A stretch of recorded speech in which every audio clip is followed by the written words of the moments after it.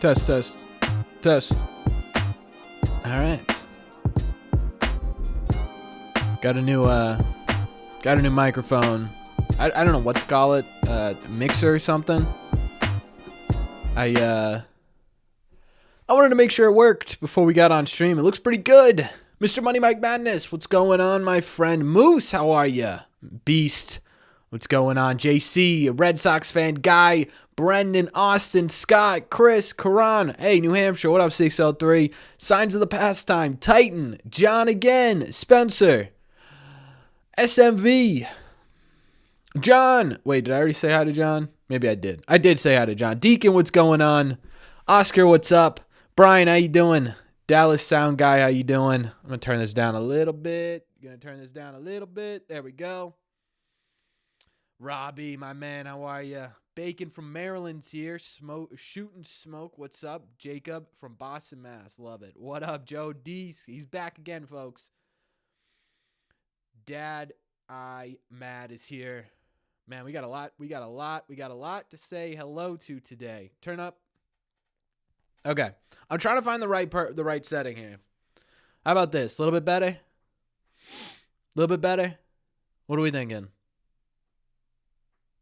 Perfect? You guys can hear me? Sounds good. Okay, guys, we're sounding good. I went too low. I know, dude. It's the new thing. I've been trying to figure out the gain and everything on it, so I'm figuring it out right now, but we're getting there. Welcome in, ladies and gentlemen, to the Red Seat Christmas / holiday / whatever the hell you're celebrating this time of the year. We're doing a little celebration of our own here on Red Seat Radio for all the things you guys have done for me this year. I tried to get as festive as I could. Couldn't find my Christmas sweater. Or holiday sweater, I should say. So I'm going with this. It's red, it's blue, it's white. You know, it's in there. It's in the realm. I decorated the room, kind of. I mean, there are lights up and everything. We got our hat for. I think this is the third year going on this hat. What up, Emil? But anyways, for today, because it is the Christmas / holiday special of Red Seat Radio, ladies and gentlemen, we are doing 3 separate holiday related giveaways. Well, one of them's not really holiday related, but it's a pretty good gift, I'll be honest. So here's how this is going to go. We're going to be live for probably two and a half hours. In that time, we're going to be giving away a set of Red Sox holiday ornaments. If you want to put them on a tree, if you want to do something, I don't know.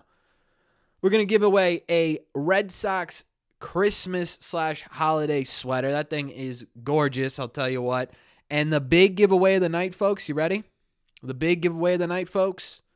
We're giving away a Garrett Crochet signed rookie card. That's right, Garrett Crochet is a Boston Red Stocking, so we're going to celebrate that tonight. Oh, and on top of that, if you guys are sitting there and you're like, man, I don't know if that's enough. Mrs. Red Seat Radio, she's got something for you as well. She's going to be hopping in later and streaming. She's going to be giving something away on all of this. So we got giveaways galore. We're going to be doing very free, very easy to enter, just a code word in the chat. We're just going to be picking random people, whether you're a member, whether you're not a member. Members, though, we are doing a separate Red Seat members holiday party tomorrow right here on this channel. Boy, that hair is driving me nuts. Which side of my body is that on? There we go. In terms of what we are going to be talking about today, honestly, things have kind of died down a little bit. In terms of rumors and news. I think we're going to talk about that a lot, why everything's sort of gone quiet. We're going to talk about where the Red Sox go from here, right? Where are they in terms of the Bregman, the Nolan Arenados, the Teoscars, the Burnes, the Buehlers, the Flahertys, the Pivettas? We're also going to be talking about Roki Sasaki a lot in this one, too. We're going to be making a full video about him tomorrow because there was something brought up today that I think people are going to be wanting to talk about. So we're absolutely going to talk about that as well. So we got a little bit of a jam-packed show tonight. I feel like I'm a TV host right now. I don't know. We got a jam-packed show for you tonight. The Killers are here.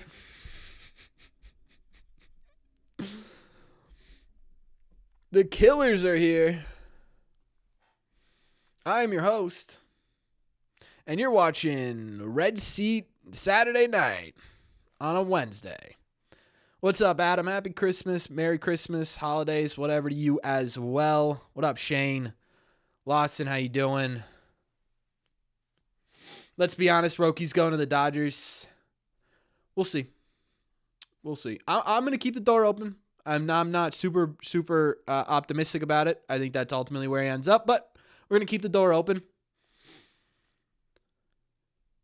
Sign Bregman, we need a leader. Yeah. I'm spending more than the Sox right now.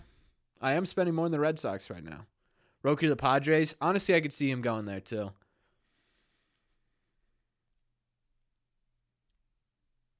Cold hard cash, baby.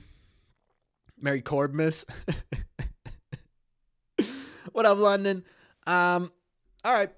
So I guess we'll hop into it. We'll do our... Okay, so here's how I'm thinking when the giveaways are going to go. We'll just do one every 30 minutes. So we'll do 7:30, 8, 8:30 will be the big one. And then whenever Jess can come in, she's going to come in. Or whether or not she wants to do it online. I don't know. Either way, she's going to be giving something away too. So we're going to... 4 giveaways. We're going to mix them in here. Maybe I'll just do it randomly. Like, pow, giveaway. You know what I mean? Where to start, chat. I think the best place to start. Is with the Roki Sasaki stuff, because I got to get rid of that donate to Movember. Someone remind me to do that at some point. Are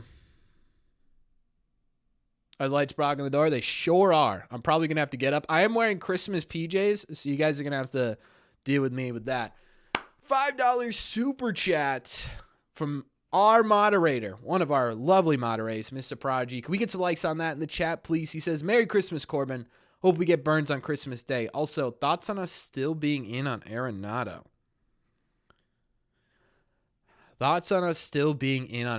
First and foremost, wouldn't it be fantastic if Corbin Burnes was our Christmas present? I'm honestly... The longer Burnes is holding out here, it's kind of a weird feeling, but the slightly more optimistic I get, it's a really, really, really dumb like fan thing, I think. I don't know. But we know the Red Sox aren't incredibly inclined to give this guy 8 years, right? They wouldn't go to 8 years for Fried. They're probably not going to 8 years for Burnes. The longer he waits, like last offseason, right? All of a sudden, the Snells, the Montgomerys, they went from 8 years down to 4 years. Oh, they're going to get 4 years. And then all of a sudden, it was a 2-year deal, right? If they can snag him in that 4-year window, I think we're getting closer to it. I don't know when it really starts, when it really stops. I don't know. Don't quote me like when the different areas are, but I will say I don't know. I sit here and I'm like, nah. The longer it's held out, the longer I think the Red Sox have a chance. I don't know. That's weird to me. Thoughts on us still being in on Arenado?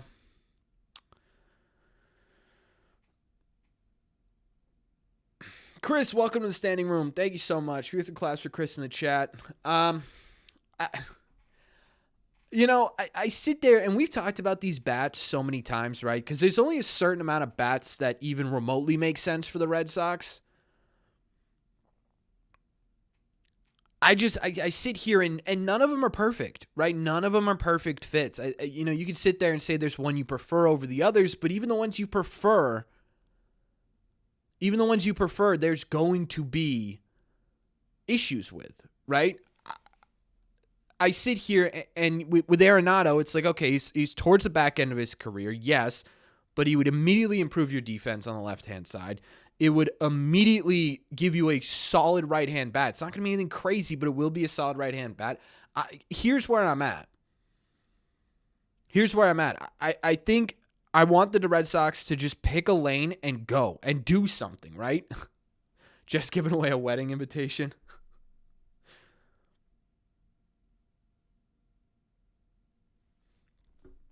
What up, Swingman?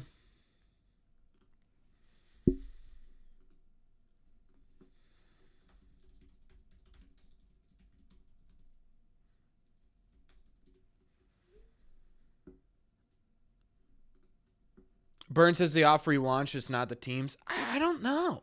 I really, if he had the offer he wanted, it doesn't really feel like he's hell-bent on going one direction. Yeah, I know people have sat there with Corbin Burnes and said he wants to be on the West Coast. Well, okay, that's fine, but at the end of the day, so did Max Fried, right? Why didn't he end up on the West Coast? Well, because he got the deal he wanted, more than the deal he wanted in New York. So he's going to go to New York, right? So if Burnes got the deal he wanted, I don't think it would really be an issue in terms of location. I don't think he's got the deal that he wants. I think maybe he's got the AAV. I don't think he has the years on the contract. Like, people are saying, "Oh, Fried got 8, so there's no way Burnes is going to get less than 8." The reason Max Fried got 8 is because the Yankees got incredibly desperate to make a big splash, right? That's why Fried got 8. No one was expecting him to get 8. The New York Yankees said, we're not losing another battle. We're not doing it. We're going to overpay years-wise. We're going to overpay dollar-wise. We're going to ensure that Max Fried is here, and we'll deal with the consequences in year 5 through 8. We'll deal with it, whatever, right? I don't think people are looking at it the same way as Burnes. Like I explained in the video today, right?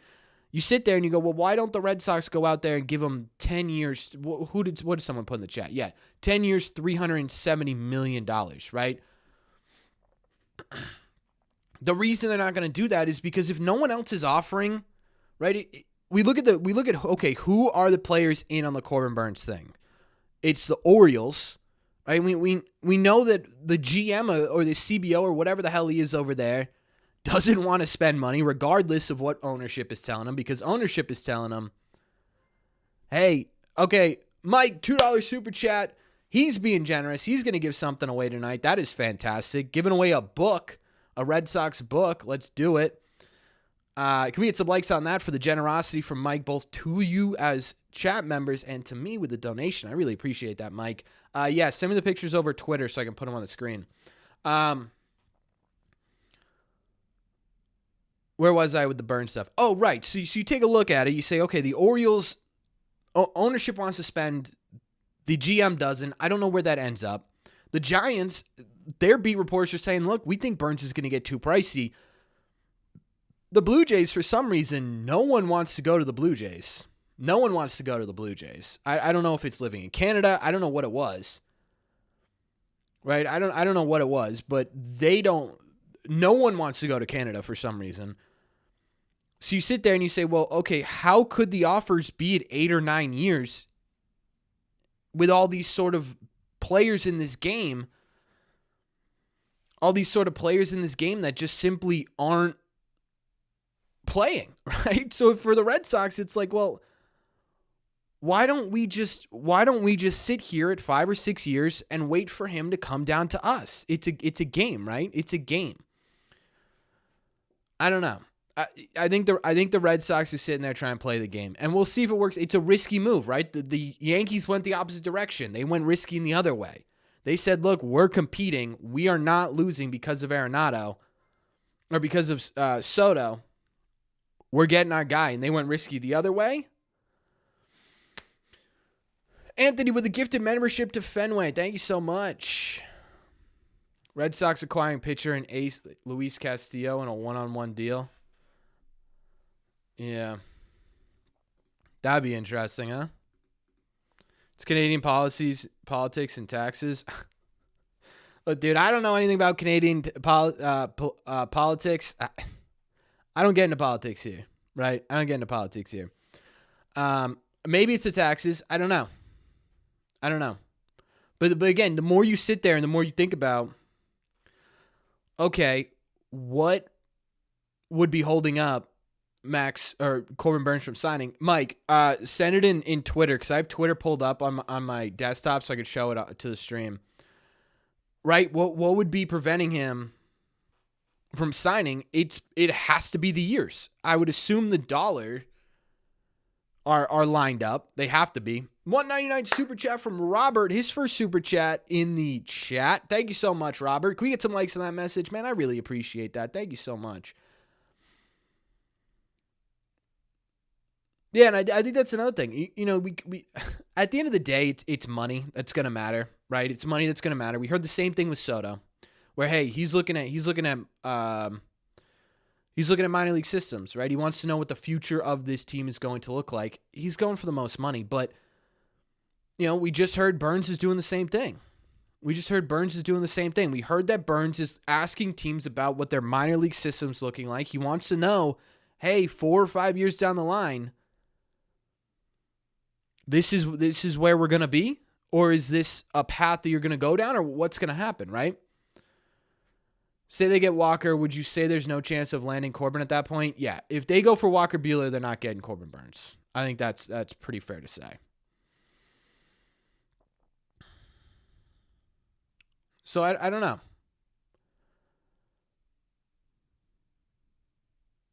I don't know. You sit here with the Burnes stuff, and we go back and forth all day. I personally think the longer he is not signed, I think the better chance they have. Because I do think the Red Sox would be willing to do high AAV, low years, right? I think Burnes and Boris are sitting there, and they're saying, no, we want our 8 years. We want our 7 years. We want whatever it is. I think it was 8 is what he was looking for. And every other team sitting there saying, look, we'll give you 4 or 5, right? Maybe we'll go to 6 if we get really desperate, but other things have to work out.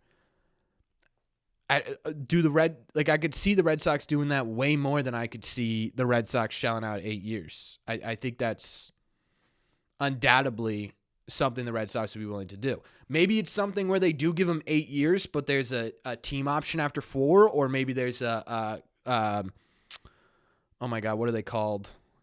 What are they called when contract like kicks in? What's that called? Nate Eovaldi had one. Luis Castillo has one. Dennis, thank you for becoming a member of the channel. I really appreciate it.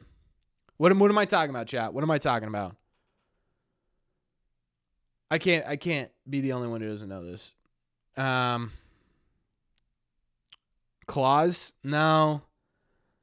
Vesting option. Thank you. Matt, thank you so much for joining the box seats. Guys, you're being unbelievably kind tonight. Vesting option. Yes, thank you. Vesting option, right? Maybe there's a vesting option. Picture on Twitter now. Okay. Did you DM it to me or did you just tweet it? Right, maybe they go 8 years, but after 4 years is a vesting option to kick in the last 4, so that way it protects both of these sides. I don't know. I have no idea what this ends up being, but I there is some hope in my opinion. The longer that this holds out, the higher the Red Sox chances get to. I don't know. That sounds ridiculous, but I just can't stop thinking about it. I just can't stop thinking about that idea, right? Yeah, maybe 4 for 60. There you go, right? Give them a ton of. We have a ton of AAV. There's a ton of AAV left before you even hit the first tax threshold. You've got what? Like you had like 80K before Aroldis. Crochet will make like 3 or 4. You still have like $60 million to work with before you hit the first AAV. Right? Maybe you do go high. Hey, Cody, thank you for subscribing to the channel, my friend. You know what I mean? So that's kind of where I think the Burnes stuff is at. I think every team that's in on him is sitting there saying, hey, thanks a lot, Shane. I appreciate you, man. Thank you. I don't know. I sit there and I'm just sort of, I don't see it, Mike.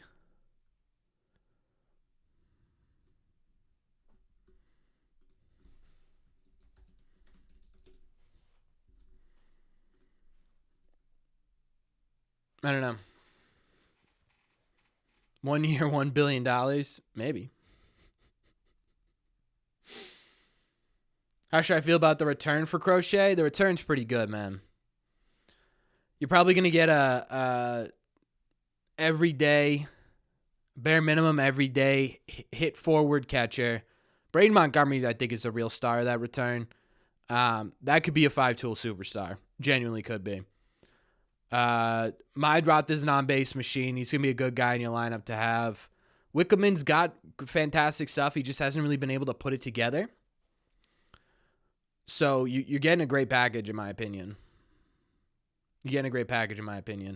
Thoughts on Arenado not waiving his clause for the Astros? Yeah, Paul, we've been talking about it. They're still in on Corbin Burnes. I've been saying the longer we sit here, the longer he's not signed. I think the likelihood of it going up is it's just a gut feeling. Watch from Brazil. Hey man, I appreciate you watching from Brazil. That's pretty wild. Thank you so much. Back to the Arenado stuff. I guess it makes sense, right? He wants to win. That's the whole. If he's going to get traded, he wants to go to a contender. Houston Astros, right? They just traded away Tucker. They're open to trading Framber. Rumor has it they're still in on Bregman, but it doesn't sound like they are trying super hard to bring him home. So, you know what I mean? I don't know. Maybe that's it. I don't know what it does to the likelihood of the Red Sox bringing him in here. I don't know what it does. Why don't we hear anything about Baltimore trying to sign Burnes? It said that they say they're in on him. I just don't know what. I just don't know what in on him is. You know what I mean? Chris upgrading his membership to the bleachers. We had some claps in the chat for Chris. Really appreciate you, man. Maybe a reunion with Adam Duvall? God, I hope not. I really, really hope not. What's the best trade from the Sox since you put up your channel? The Crochet one has to be up there. I mean, we'll see how it works out, but I think that's number one.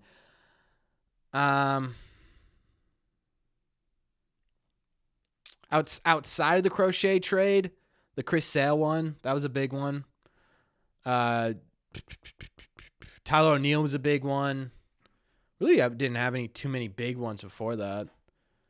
Schwarber trade, yeah, I wasn't around then though. Red Sea wasn't around then, I should say. Hey guys, thank you for subscribing to the channel. We do this once a week, folks.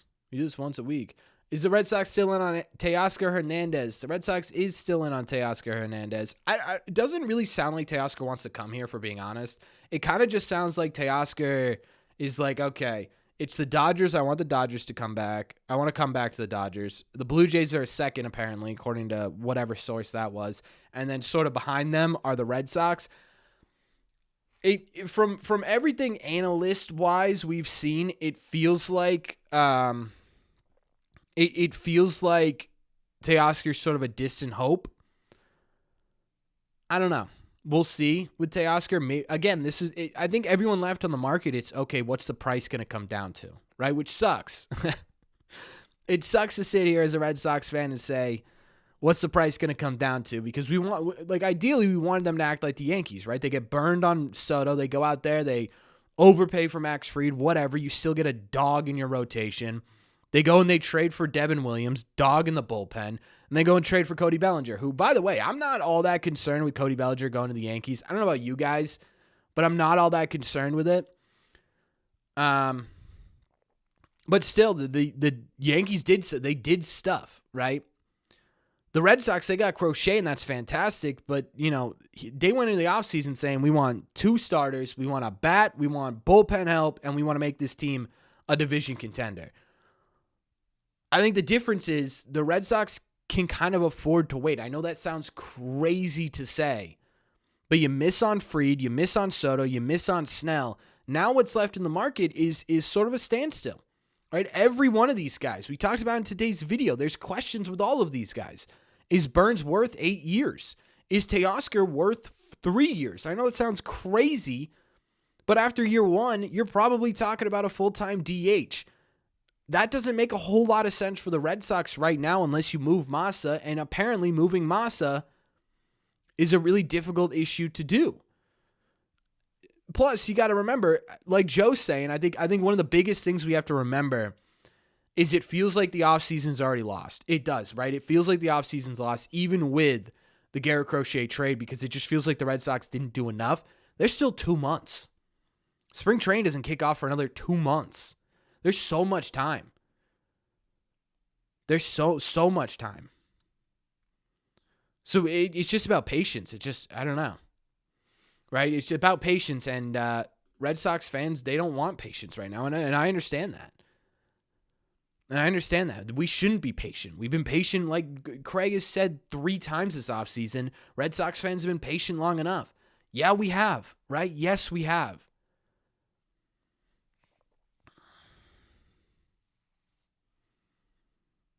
I don't know.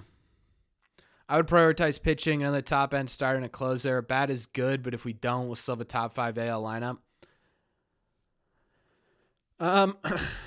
Yeah. I honestly agree with you, Matt. Some of the stuff, all we've been hearing is patience. I understand that, but well, let me finish my thought with Matt before I get into the patience thing.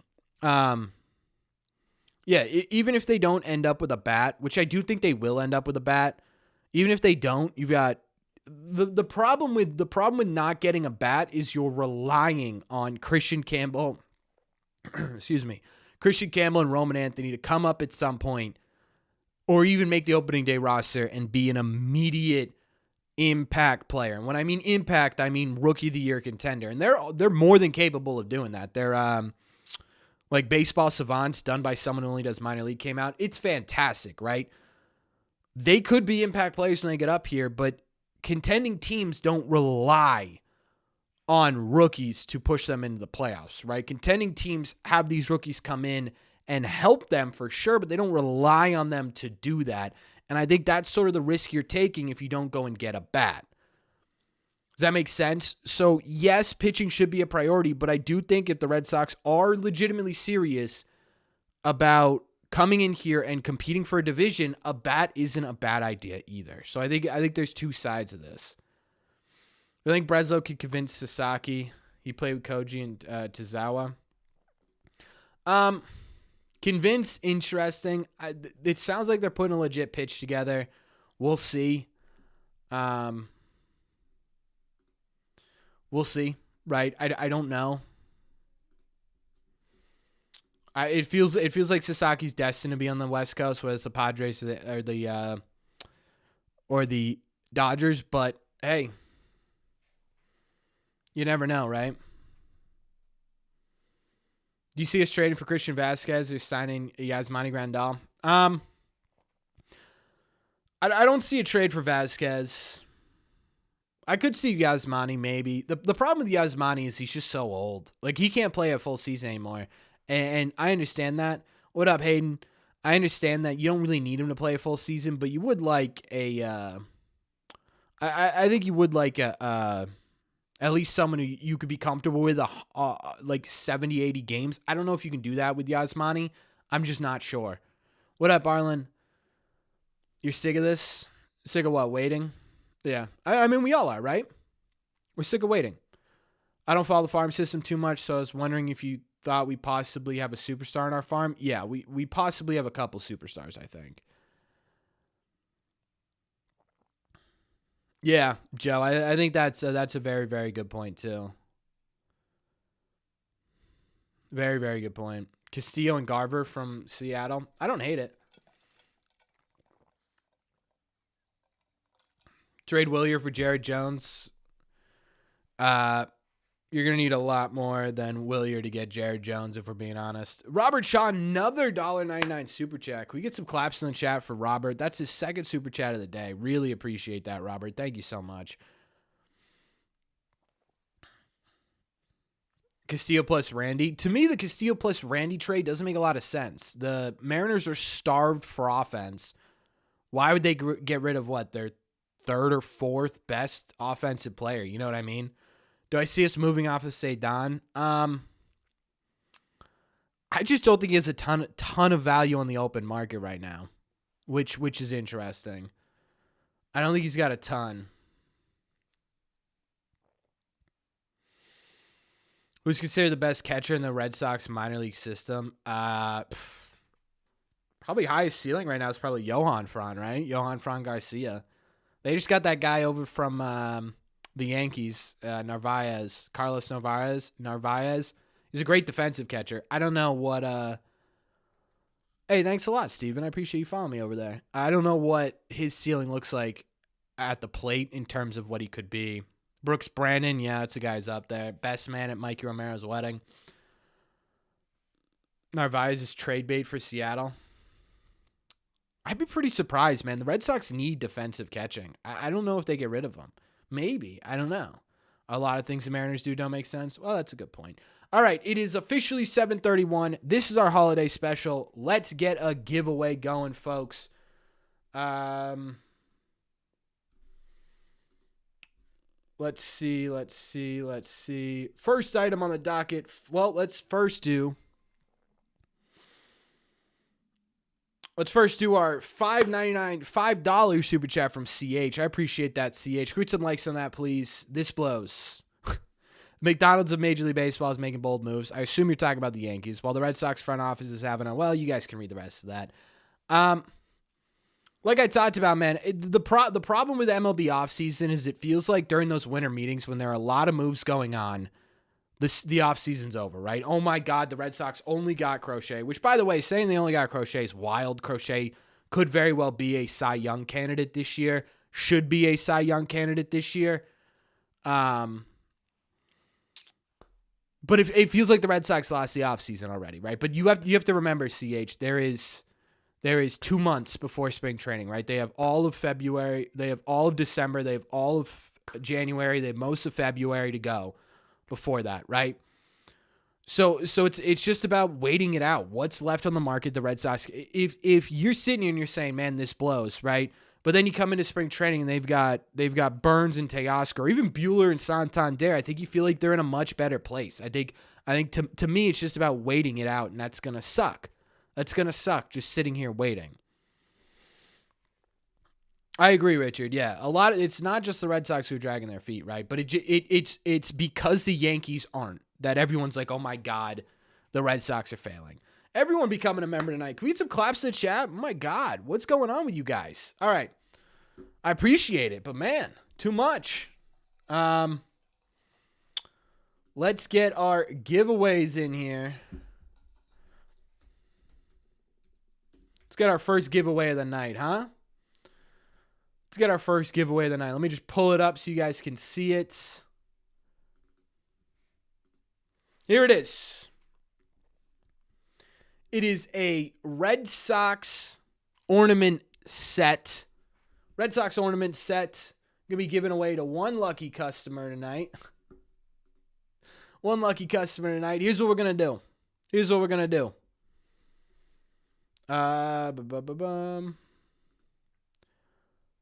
To get this giveaway. Oh, what just happened? Thank you for becoming a member of the channel. My God, guys, what are we doing? Thank you so much. I really appreciate that. To enter the giveaway, here's what you got to type. SOX.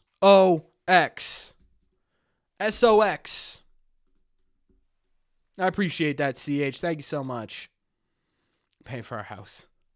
All you got to type is SOX, and you will automatically be entered to win yourself this lovely set of Red Sox ornaments, folks.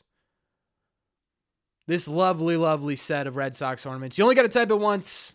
One entry. The more you type it, the less you get it. I don't know. That's not really how it works, but you only got to type it once. XOS. Nice. So we'll give you guys a minute here. And while we're giving you guys a minute,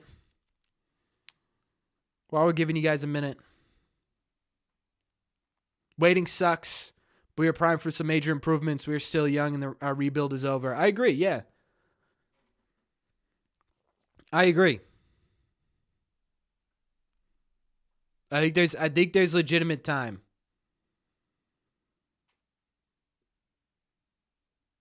Cooper Criswell. Yeah, he'll probably be leave.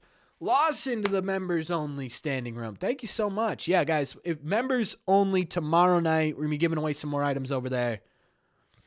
Keep me vested in the Sox. So I appreciate it.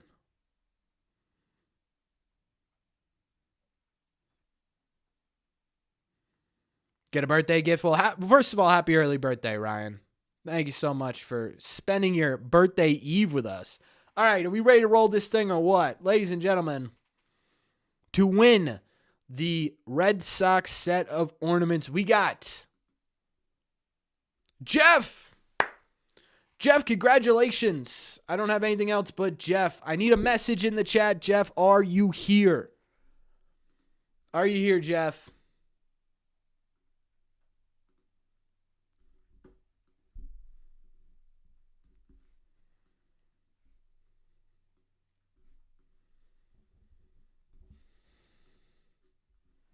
Jeff is here. Jeff, here's what I need you to do, my friends. Sounds like Gabe to you. Here's what I need you to do. I need you to email your address up here. I think it's up here right now. I need you to email your address to this email right here, and I will get you your Red Sox set of ornaments. Remember, guys, it's just the first of 3, 4, 5 now giveaways, I think. 5 giveaways now, Jeff. Let me know. Okay, we got the okay. All right. Thank you so much, Jeff. I see you. You're here. We're good. Giveaway number 1 is officially done. Giveaway number 1 is officially done. That's awesome, Mike. Yeah, of course. We got a couple more to go, folks, so don't leave quite yet. Solid Dobin's kid in the woo. He's going to be a keeper. Yeah, I think, well, thank you guys for being here. That's the only reason I'm doing these. You guys have supported me all year. It's worth it. The book giveaway will take place at 7:45. Let's do 8, Mike. Let's do 8. Oh, that's also what I wanted to talk about. So I don't know if you guys have seen it yet. Yeah, so we'll do your giveaway at 8. We'll do another one at 8:30. We'll do one at 9, and then we'll do Jess's whenever she's ready. Can Standing Remember be in the stream tomorrow? Yeah, so in the off-season, Standing Remembers are allowed in the members-only stream. It's just the regular season that we do members-only for bleachers and above. I can do mine whenever. Jess is here. She still doesn't know what she's giving away. She's giving away something, though. Yeah, I will, Mike, when we get to it. Yeah, so I don't know if you guys have seen the new... Let me pull that up, actually. Let me pull that up.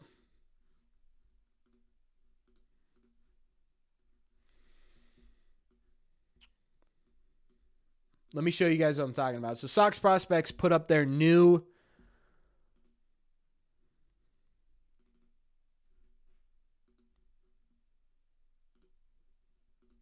So here it is. It's their new top 10. And I don't know about you guys, but there's one thing that sticks out to me when looking at the top 10 of these players. Let's see if we can guess what it is.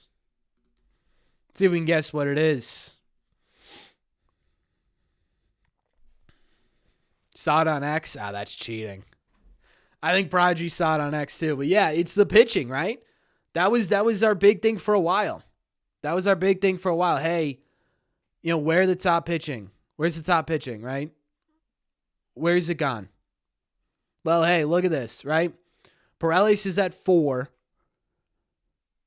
Dobbins is at 8. Fitz is at 9. Toll is at 10. That's 4 pitchers in the top 10, folks. Now, I will say this. I think a big reason why there are 4 pitchers in the top 10 is because the system got a little bit worse. I mean, they traded 3 top 10 prospects in obviously Teal, Montgomery, and obviously Chase Meidroth as well. So that's a part of it. But you look at it and you say, well, how are we solving this sort of issue here with the pitching in the system?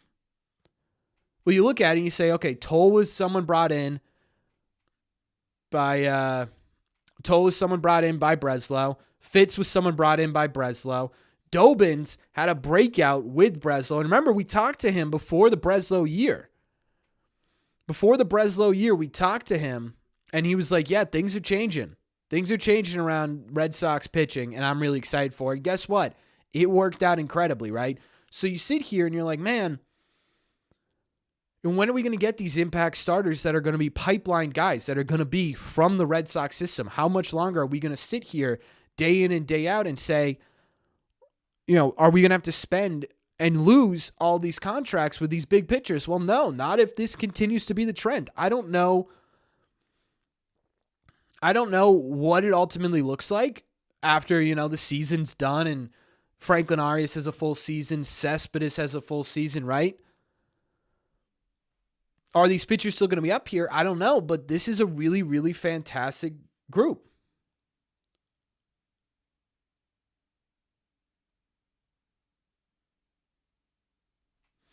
Jeff, I got your email. We're good, brother. This is awesome, right? You sit here and you say, okay, this is great. Pitching is becoming a priority. Arenado just uses no trade clause to not go to Houston. Yeah, I saw that. I don't know. I don't think that really does much for the Red Sox. It kind of just sounds like he's waiting on Bregman. I don't know. Isn't Myers supposed to be the second in the Red Sox farm system? This is Sox prospects. It's a little bit different than MLB prospects. So they, in my opinion, they're more accurate just because they only do Red Sox stuff. So this is who I go to for all my Red Sox prospect stuff. When we do like the inside scoops on prospects and what their ceilings may be, this is where I go because they know much more than a MLB site or whatever. But they have Christian Campbell with the higher ceiling right now, and we'll see, right? Roman Anthony and Christian Campbell right now are 6.5 on a 5-7, 6.5 on a 2-7 scale. That's really, really good stuff. Thoughts on giving Fitz a chance? Maybe, right? Maybe. My only thing that concerns me with Fitz is the swing and miss. He doesn't have a lot of swing and miss, and that concerns me. Right? That concerns me a lot. So, would I prefer someone else? Yeah. Honestly, I would. Would I go Priester before Fitz? I don't know. Bregman to Boston, make it happen. Yeah, every time I think about Bregman, I get a little bit more on the Bregman page. The more I think about it, Tyler Milliken has made maybe the best point for Bregman. And actually, we talked about this before that point, but he really eloquently put it. I think when you look at it and you say, okay, well, why would you bring in Bregman? Right? What makes sense about Bregman? Well, yes, one is the leadership, obviously, right? Trey Devers, can't remember the last time he had a hit, then you are not watching games, my friend. I don't know what to tell you. So Bregman comes in, he brings leadership, he brings playoff experience, but I actually think it's big. If you're going to be a competitive team, you need to have guys who've been there and done that. Clutch hit, see above. Yeah, brother, you aren't watching the games then. He's also a low strikeout, high contact type guy. To me, that's big. I think that's big, especially when you sit there and you say, what is the Red Sox biggest problem, right? And then you also take a look at the home run potential. He's going to give you 20, 25 home runs. That's kind of all you need with this lineup. So you sit there and you say, okay, so the bat makes sense. What doesn't make sense for Bregman was the fit within the roster itself, right? But all of a sudden you start to hear, okay, he could play second base. Okay, that becomes a little bit more of a interesting appeal. Because it doesn't have to be a full-time second base. Say they give him a 6-year contract. It doesn't have to be 6 years at second base. It can be a year at second base, and then you trade Massa once he builds up his value a bit more, because if he's here and healthy, I think he has a better season than he had last year. So now you have the ability to move Massa, whether it be the deadline this year or in the offseason next year. The money's a lot less, right? Now you can move Rafi to DH, or in a year, if you're still hell-bent on trading Tristan Casas, you do the same thing with Massa, right? Tristan's value is real low right now. The Mariners are laughing at you for putting Tristan Casas on the table. If you sit there and you say from a year from now, hey, Tristan Casas, that value's a lot higher. That value's a lot higher. And you can move Rafi over to first base, you move Bregman at third base, you put Christian Campbell there. But what about Christian Campbell in the meantime? Well, Christian Campbell plays a pretty mean outfield, too. He's not just a second and shortstop guy. He can play the outfield. If you really want to, you could trade Willier. You could put Christian Campbell in left field. You put Jaron Wren, who was an elite center fielder, in center field. And then you could put Roman Anthony in right field, who again is going to be a pretty solid defender. And you still have a decent outfield. And you can make, say, Don Rafaela more of that super utility guy. So you sit there with the Bregman stuff and you go, well, why does this make sense? There you go, right? It's right there. And even if you want him to be a full-time second baseman, okay, great.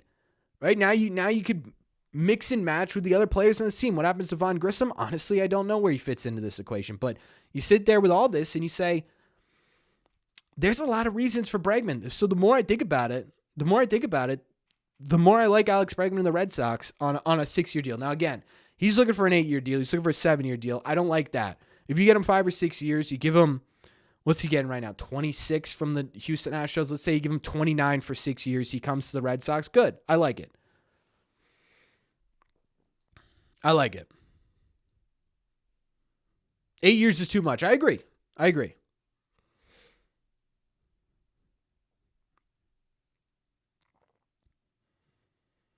Are we at all concerned that our big three could have the Bobby Dahlbeck effect?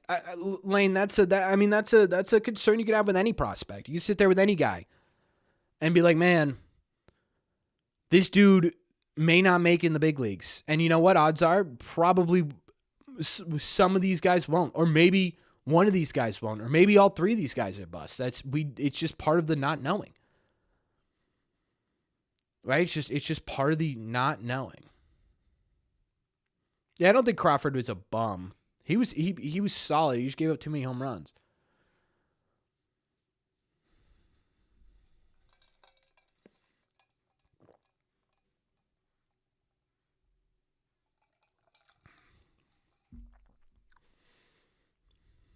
Yeah, I think Crawford was solid. 7 years, $205 million for Bregman is honestly better than not spending money at all. So I don't want them to just spend money to spend money. I don't want them to do that. It needs to be a smart investment. I don't know if 7 years for Bregman is the smartest investment. I don't know. It's absolutely something to talk about. Dobin, I assume you meant Dobin's that I lost and could be a high leverage guy. He was hitting 100 this season. Maybe he could really wipe it out in the bullpen. I don't know. Don't think any of these prospects stick to the roster. Yeah, I think at the bare minimum, Campbell and Anthony will be everyday guys. Everyday guys. Yeah, I think so too, Lionel. I would be happy with that too. Would I prefer Burnes on a big $250, $300 million deal or Buehler or Flaherty? Burnes. I think Burnes ages pretty well. I think he ages pretty well.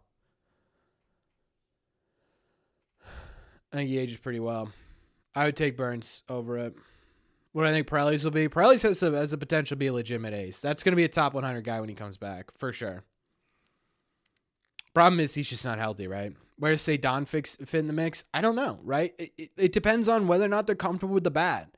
If they sit here and they continue to just be swing and miss, he doesn't take walks, right? There's not really a lot of pop. I don't know.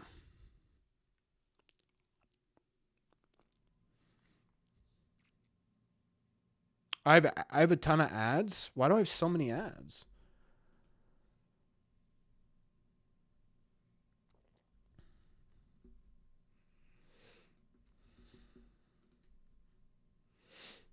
Let me find out why for you.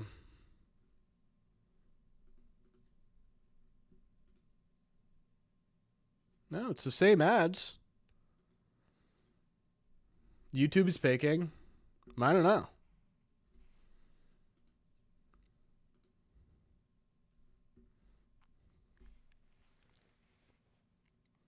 Did not know Dobin's. Yeah, he hit 100 this season. Just signed Pete. If the Red Sox sign Pete Alonso, I'll be pretty upset. Where do I see Maya coming up this spring? I don't see him coming up to like. Honestly, I wouldn't be surprised if the Red Sox do Meyer like July or August. honestly. I wouldn't be shocked with it. Because you think about Maya, right? I think they're going to want to give him some time in double and triple A to really figure it out.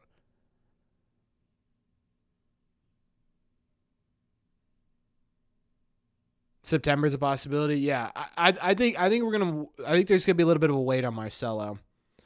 I think Roman and Christian are pretty close here. I think they're pretty close. Predictions for the rest of the Red Sox offseason / trades.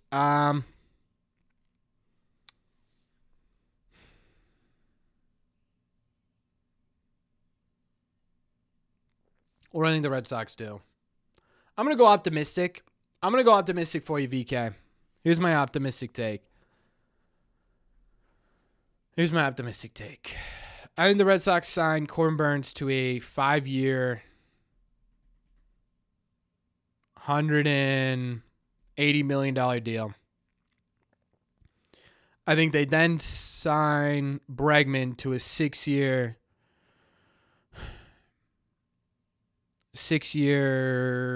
$187, $190 million deal. And then I think they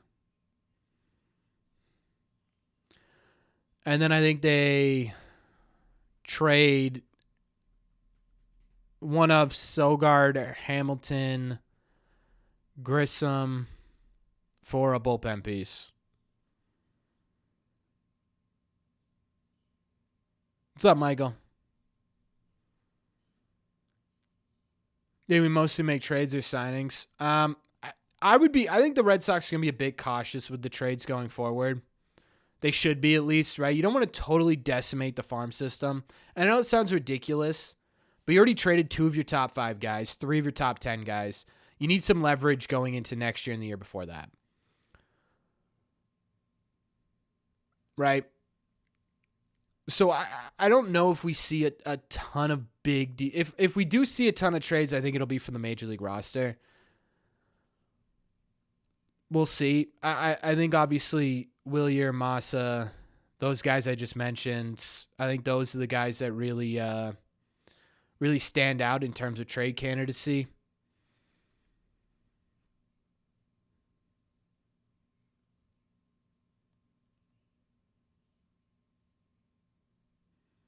Where might Brandon? There might be Brandon. There just might Brandon. When is Noah Song back? I have no idea. Wyatt Mills? God, I truly don't know. I'd assume it'd be this year, right? He got surgery pretty early on last season. If we don't sign Bregman, will there be issues between core and the front office? No, I don't think so, right? Because at the end of the day, I don't think there's any team in Major League Baseball where the manager and the GM, especially if the manager's allowed legitimate input, that they don't argue at some point. Any prediction on Giolito this year for the Sox? I think he has a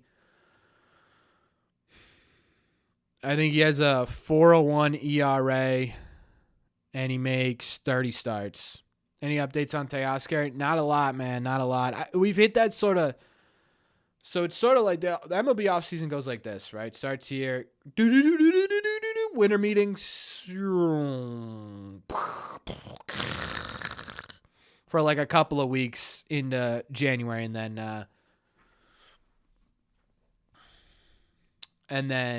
yeah, I think that's where. And then they start to come up a bit. There goes my phone. I think they start to come back up a bit. Why don't they go for Teoscar when he's only asking 3 years, $24 million? They probably are, Gavin. Doesn't mean Teoscar wants to come here, right?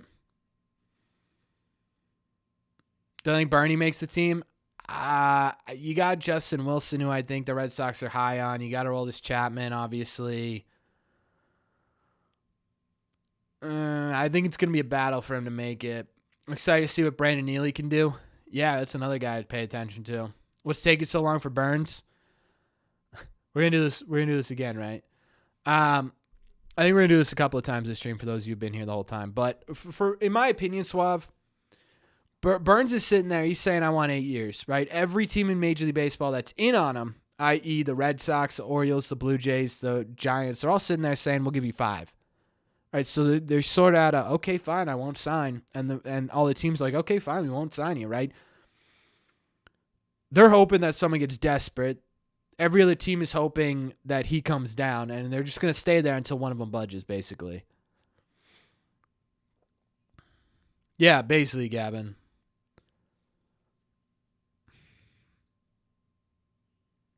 Do you like the supposed Sasaki pitch? We're going to talk about him in detail tomorrow, in the video tomorrow. Honestly, if we're sitting there and we're saying, because it's not money they're pitching him on, it's going to be how does they benefit him. I think they have an actual shot. I don't think it's a great one. I still think he ends up with the Padres or the Dodgers, but you sit there and you say, why would Sasaki want to come here? Well, you've got a pitching-focused front office. You've got one of the most revered pitching coaches in the game on the bench. You had Justin Willard in that front office heading it, and he's very respectable. Kyle Brody, right, Driveline, he's in with the Red Sox. This is a legitimate pitching-focused organization right now in terms of how they're developing pitchers. If you could sell them on that, I think you genuinely sit here. And I think there's a shot. Again, I wouldn't put the odds very high, but Giolito not back till May earliest. No, he's going to be good to go. He was throwing at the end of the season. He'll be fine.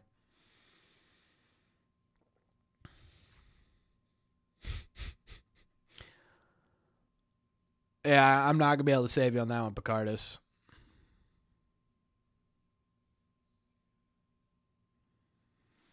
Hey, guys, can we take a moment? Praise up for Fenway Fanatic's dad, please. That's a unbelievable battle he's about to enter, man. And I wish him the best. I'm rooting for him. I think he can do it. Sounds like a strong dude. We're always here, man. We're always here. And I hope for the best for you and your family, seriously. Guaranteed they get no one else. Well, guys, James is guaranteeing the Red Sox do nothing for the next 2 months. So I guess we could just hang up. Hey, James, you want to talk about the Celtics, maybe the Patriots? I think that might be a good idea, right? Of course, Fenway. Yeah. Whatever you need, man.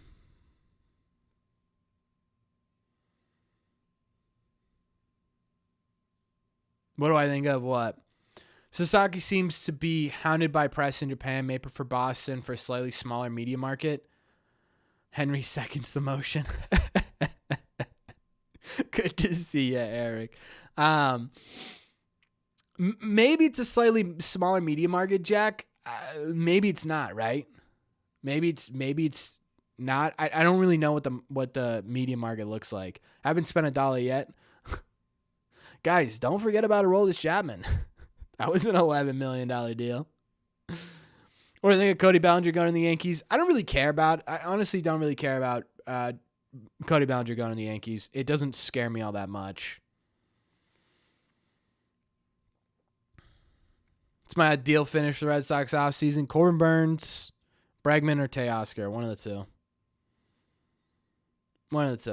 We got to change. We got to make a Garrett Crochet emoji.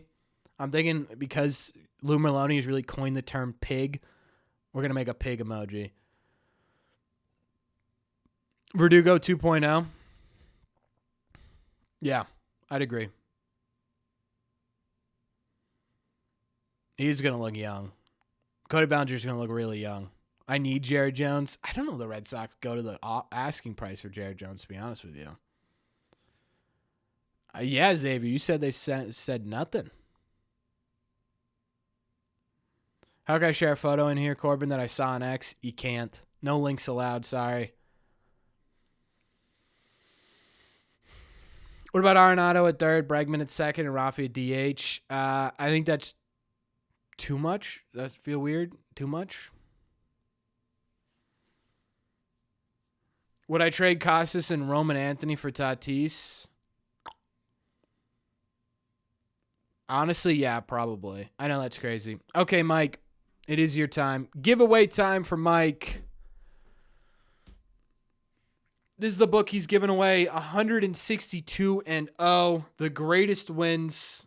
Imagine a Red Sox perfect season an in-depth analysis, statistics, unforgettable players, trivia, stunning photographs, memorable quotes, and more, chronicling the 162 best wins in Red Sox history. Mike's getting into the Christmas spirit. He's giving one away for him. Mike, tell him how to win it.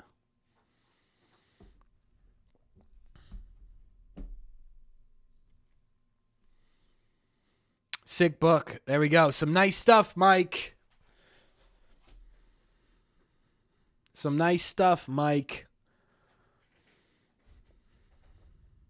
Screw his pass. That's dumb.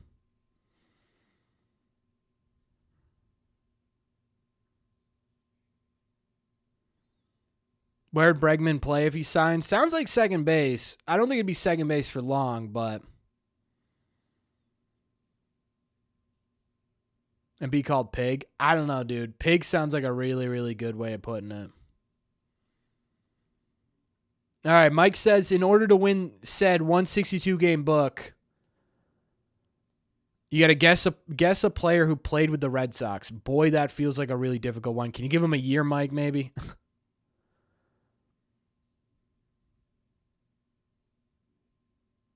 Give him a year or a time frame, maybe.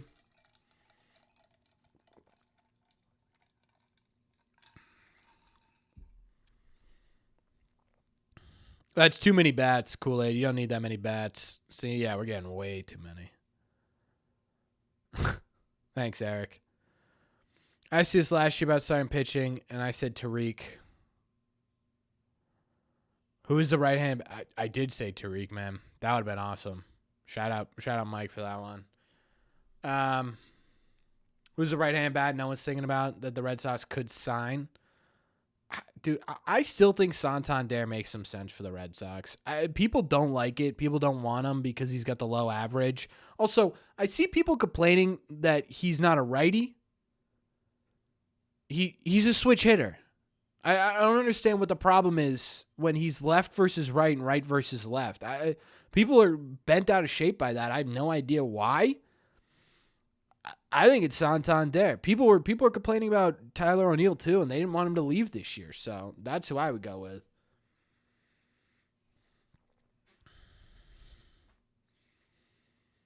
What's a realistic time for Roman Anthony to debut? He should get a shot at the opening day roster, man. He really should.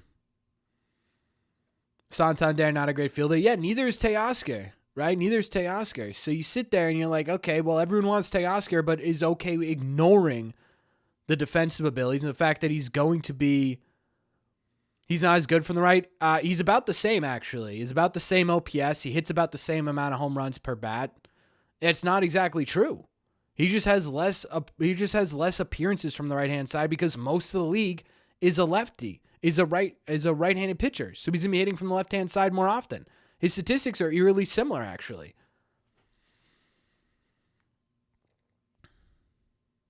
And he has the second most home runs in Fenway than any other ballpark outside of Camden Yards. So I don't know. I sit there. I don't really see all the problems with Anthony Santander outside of the fact that he wants a 5-year deal. I wouldn't give Santander a 5-year deal. I'd give him like a 2-year deal with maybe an option for a third.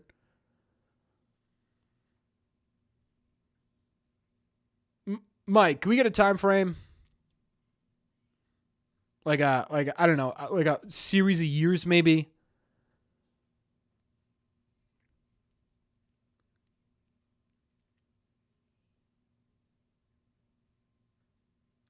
Treasure. I don't think trading Costas for Arenado makes any sense.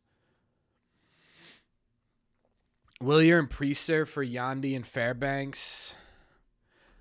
What's up, Versatility? Welcome into the holiday celebration stream. Right now, everyone's trying to guess. Mike is giving away a book. Everyone's trying to guess a Red Sox name. Oh, we got one. Someone got it. Dallas Sound Guy is the winner, folks. Who did Dallas Sound Guy guess?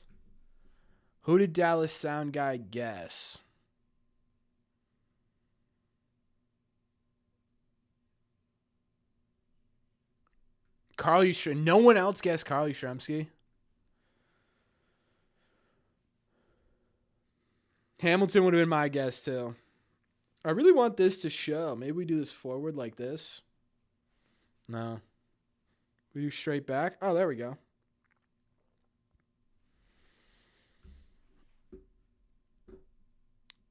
Dwight Evans is the answer. Oh, wow. Boy, that was that was an interesting few minutes in the chat. Let me see. Very flock of seagulls. It does kind of look flock of seagulls-y. I like it to the side better. Just get that. Oh, there we go. Now that's holiday-y. You think we need a new shortstop, and would Bregman move to shortstop? I don't know if I'd put Bregman at shortstop. Actually, I definitely wouldn't put Bregman at shortstop. I don't think they need a new shortstop. No. I think they have Trevor Story. And if Trevor Story gets injured, which, I mean, odds are against him right now. Hey, happy holidays, Snowman. Thanks for coming in, man. So even if Story gets injured, right, you got guys like Sogard who could play an adequate shortstop. Romy could probably play an adequate, not a full-time basis, right? But then you could wait on Meyer. Maybe trade Meyer if Arias or Cespedes look legit. But even if they do look legit, right, you're still looking at, I mean, we're looking at the prospect list right now. Arias is looking at 28. Cespedes is looking at 28, right? It's a long ways to wait. You don't want Bregman either way. Why? I genuinely why versatility? Because I don't think any downside to Bregman I think could be sort of counterpointed.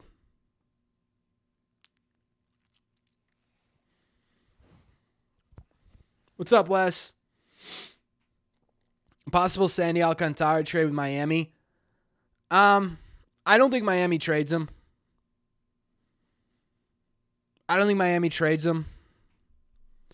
His value's incredibly low right now. I'd be very interested if they were going to trade him, but I don't think that they are going to. Could Fitz be our fifth starter? Fitz is the fifth starter. I don't think they did enough this offseason. Like, I don't know how much higher the ceiling for the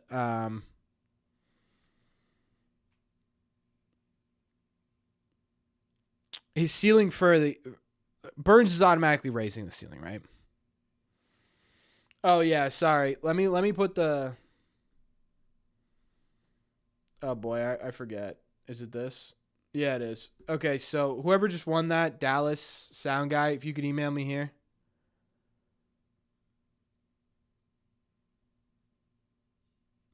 Dallas, did you just email me? Was that you? Initials SP. I just want to make sure that's the right guy. I think I'd only take Bregman on a shorterish deal and put him at second base, but then he blocks others. Okay, that is you. All right, Mike, we're good. So what would shorterish be to you? Because if you do, let's say you do 6 years on Bregman, and I think the right move is to put him at second base. I think you're right, and it does in the short term block others. But versatility, here's the argument against that, right? First and foremost, I don't think Bregman ages super poorly. I think Bregman comes in, even when he starts to decline, is still like a league average bat. So I just want to put that out there with not a ton of swing and miss. He's already regressing. Not really. The only thing that regressed this season was his on base percentage, and that was because he was swinging more and taking less walks. That's it. So he didn't regress in slugging. He didn't regress in average. He didn't regress in power. He didn't regress in RBIs. He didn't really regress in doubles. Thanks, Kevin. So he didn't really regress this year. My thing with second base is I don't think he's a long-term solution at second base. Here's what I think they do, versatility. I'm curious to see if this changed your mind at all. What if you sign Bregman to let's just say 6 years, right? Let's say it's 6 years. You put him at second base for the first year, maybe even less. You wait for either Massa to improve his trade value, or if you really want to go this route, I still think it's a dumb idea, but if you really want to go this route, you wait for Casas to improve his trade value. Either at the deadline or the end of the season, you trade one of those two guys. And all of a sudden, you put, see you later, shooter, thanks for stopping by. You put Bregman back at third base. You either move Rafi to DH or first base, and that's your infield for the next couple of years. Now you can move Christian Campbell back to second base. You could also put Christian Campbell in the outfield for this first season too, and I don't think, especially in left field, I don't think he's really a problem there. No, I agree with you, versatility. I'd agree. 100% I agree it's a dumb idea.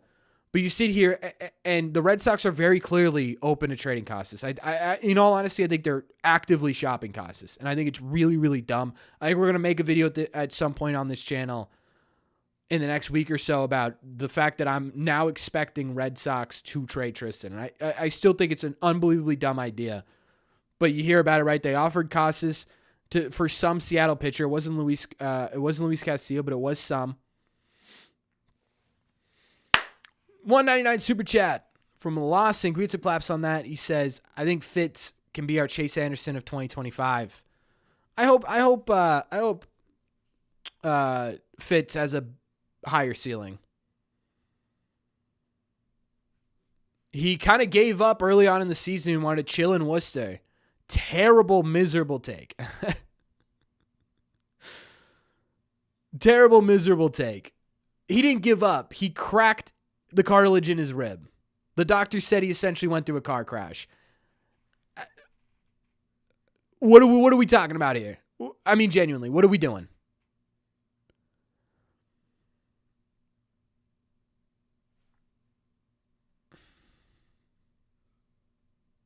He didn't really fight to get back. Brother, he tore his cartilage. That isn't something you take 2 weeks off and go, hey, Skip, I'm good to go. What do you mean? Oh, my God. What are you talking about?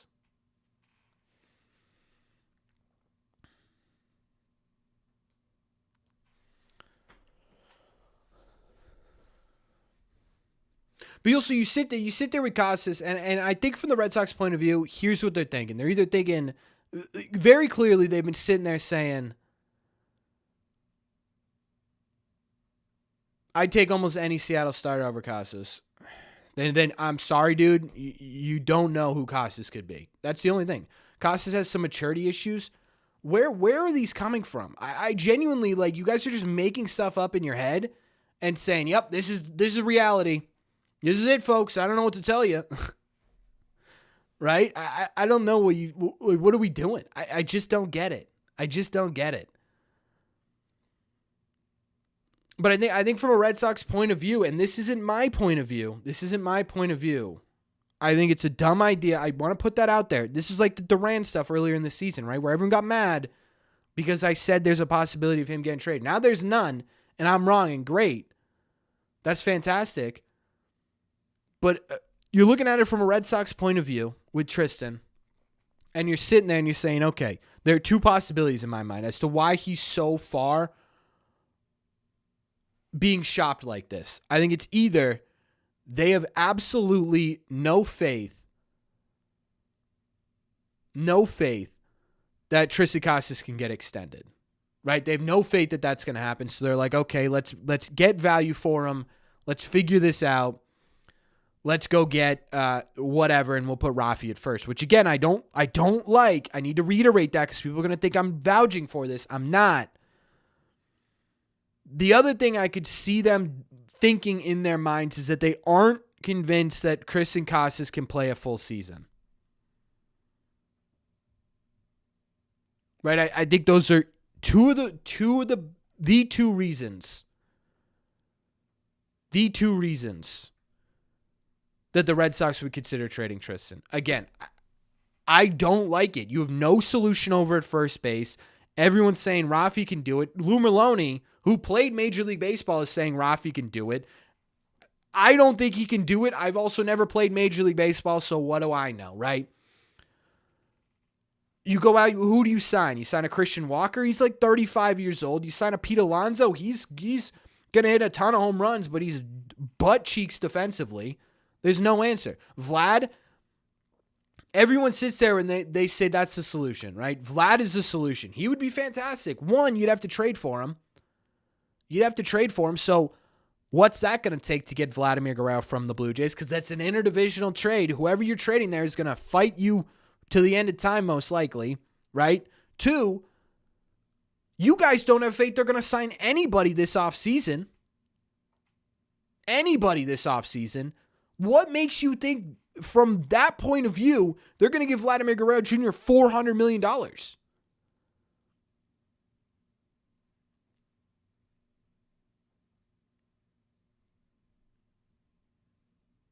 Right?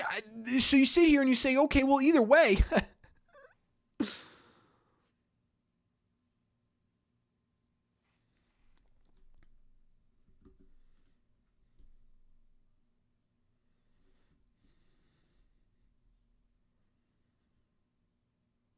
Henry wants superstars, not fat contracts for borderline all-stars who are getting old. In defense of Vladimir Guerrero Jr., he's 26. He's going to be 27 when he hits free agency.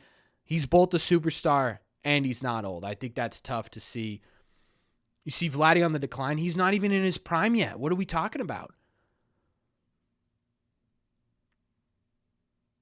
Get Nolan and put him at first? To me, that doesn't make any sense. Because you sit there and you say, boy, would I rather have Tristan Casas for the next 5 years, regardless of how the contract ends up, or do I want Nolan Arenado, who's never played first base, on the back end of his career for the next 2 years? The answer is so simple. It's Tristan every day of the week.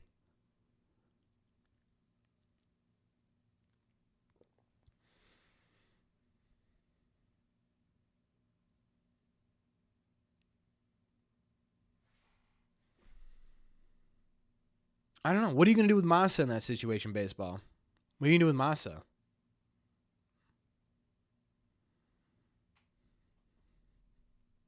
Where's the hate from Tristan come from? No idea.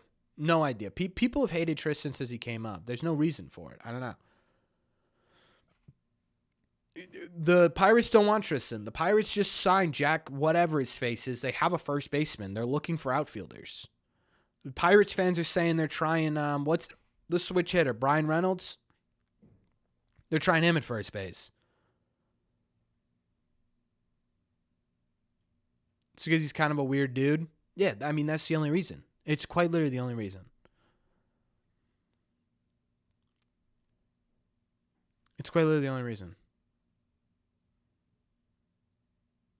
Costa is a new type of player that people don't understand. Yeah.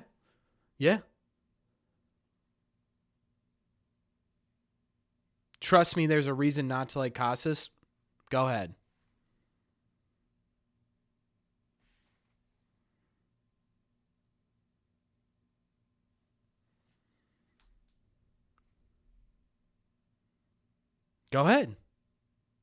Why you're saying, bro, what? Like I'm supposed to know. What's the reason? He hasn't played. He tore his cartilage.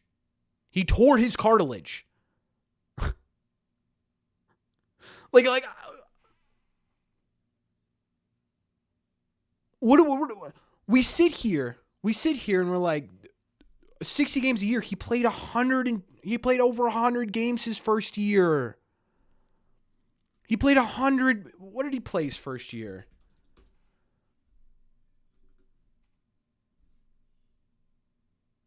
He played 132 games in 2023. 132. You don't care? Then you're not looking at facts. You just decided you don't like the guy because of a singular season. He hasn't been on the field. Open your goddamn eyes, Xavier. 132 games is you missed 30 games. That was years ago. That was 2 years ago. And the only reason he wasn't on the field this year was because he tore a cartilage. Figure it out. Open your head. 2023, he played 132 games. You said he's never been on the field. He's never played over 60 games. You're wrong right away, and all of a sudden you pivot. That was too far long ago. Goalposts, goalposts, goalposts, goalposts, goalposts, right? They keep coming back. Keep coming back. Even if I wanted to trade Casas, which I don't, why trade a good player when he's at his lowest value? Trade him next offseason if you really want to. Well, that was where this whole argument stopped, right? Or started. That's where this whole argument started. As I said, with the Bregman thing, you have that option after this season. If his value goes up and you still don't like him, you could trade him after the season when he's healthier and happier and hitting well. It's not a reason, Xavier. You can't sit there after a freak injury and be like, this guy's never gonna play more than 60 games, huh? He's never gonna play more than 60 games. Trade him. He did one year. He couldn't play more than 60 games. 1 year. But we're gonna ignore the other year where he played almost a full season. We're gonna push that one to the side. 60 games in 24. He's never gonna help us win.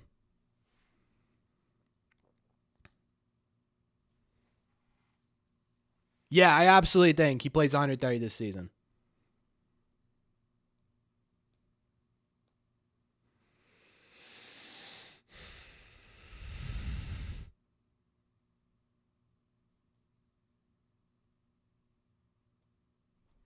All right, take a breather.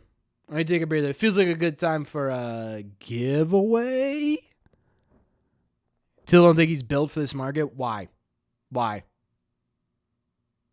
Genuinely, why? He's never had a problem with the media in this market. Never had a problem with the media in this market.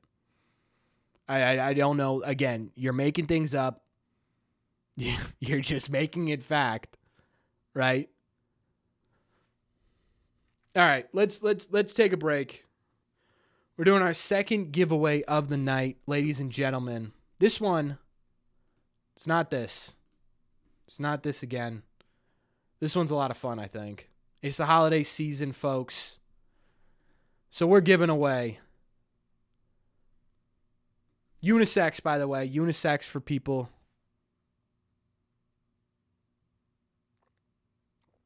Unisex for people.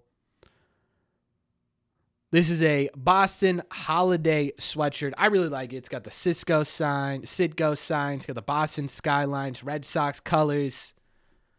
It's real nice, folks. It's real nice.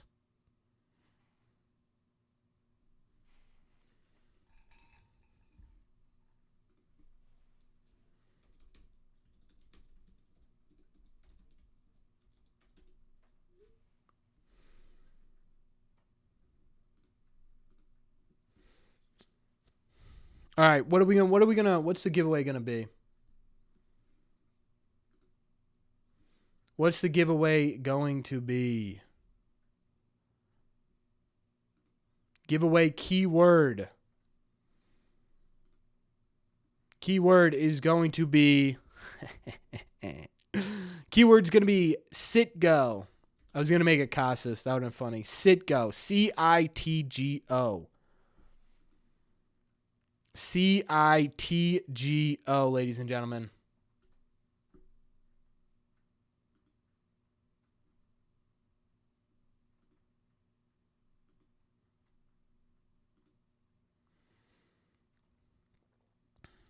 Citgo.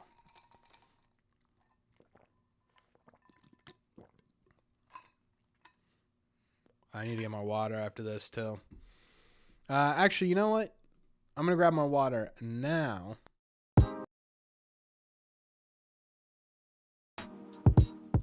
I don't think I can leave this room.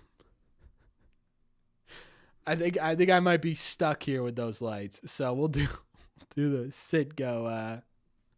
We'll do the Citgo giveaway.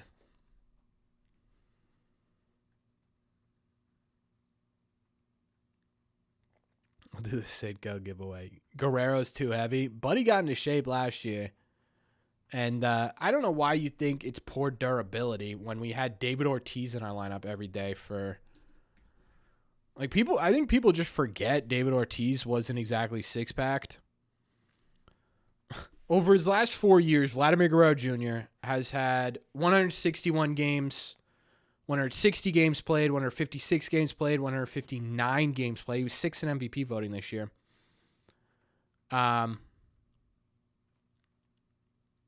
Yeah, man, I don't think he's got a durability issue. I'm going to be honest with you. I don't think he's got a durability issue.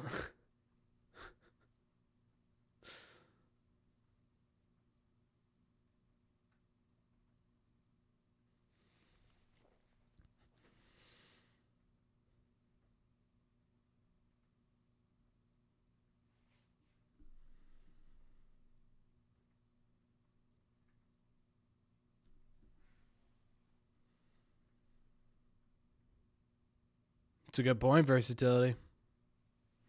It's a good point. Sid, go Christian, Tristan, go Steve.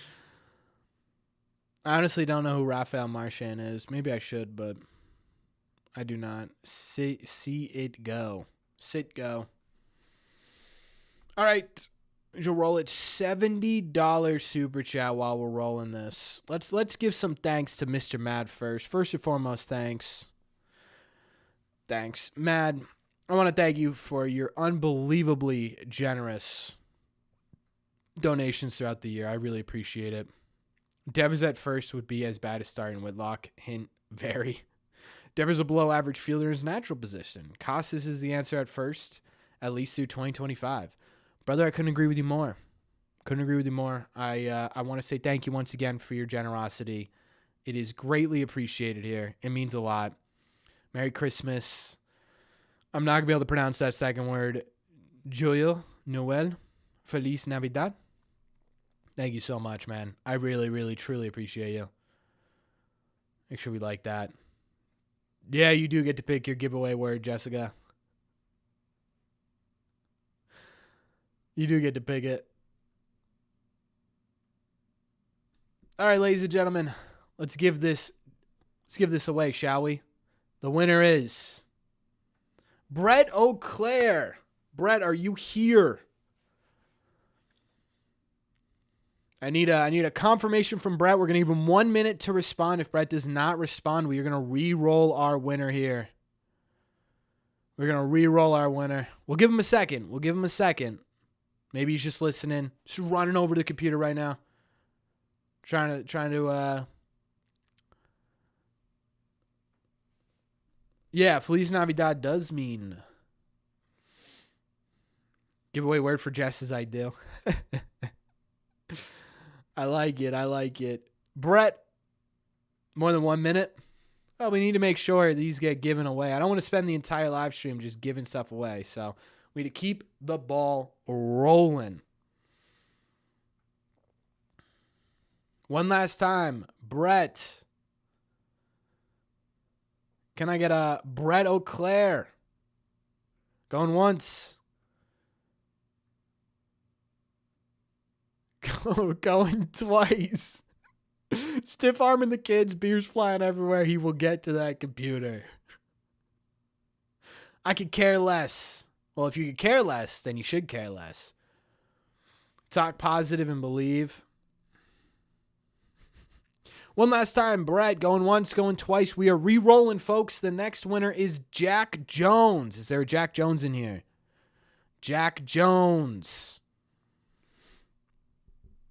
Is there a Jack Jones in the house? What if you change your name to Brett? Might work, actually. Jack Jones. Again, we're giving him a minute, folks. Where'd everyone go? Raiders cornerback Jack Jones. Must be the same guy. Has to be, right? Not a very common name, Jack Jones. 30 seconds, Jack. Are you here? Testing. Is this thing on? Jack, you here? There's got to be a better way to do this. Like, there's got to be a way to filter it for only people who are actively in this chat right now. What's up, Cobby Kid? There's got to be a way to do that. Looks like we're going to be re-rolling. 0 for 2. Yep, we're striking out here. Remember, for 10 months, thank you so much for being here for 10 months. Merry Christmas to you as well. All right, Jack, we're giving you one last shot. Jack Jones. Type anything in the chat. Nothing. All right, here we go. All right, Andrew. Is there an Andrew Manzi in the house? Ladies and gentlemen, is there an Andrew Manzi in the house? Can we get an Andrew Manzi? Please. Please, can we get an Andrew Manzi? You are Andrew. Wrong Andrew, Mr. Parker. Also, hey, how you doing? Hey, I saw you guys got... Hey, by the way, to the show we go. Justin Slayton's going to be on. Justin Slayton's going to be on to the show we go. Check him out on YouTube. Guys, I'm begging. Yeah, I feel like playoff Aaron Judge here. Anybody. Can someone answer? Please. Please. Someone. You asked Justin Slayton about that. That's going to be a fascinating answer, folks. You see that? We got Justin Slayton talking about the Kenley situation. I'm very, very interested to see his thoughts on that. All right. Andrew Manzi. One last time. Andrew Manzi.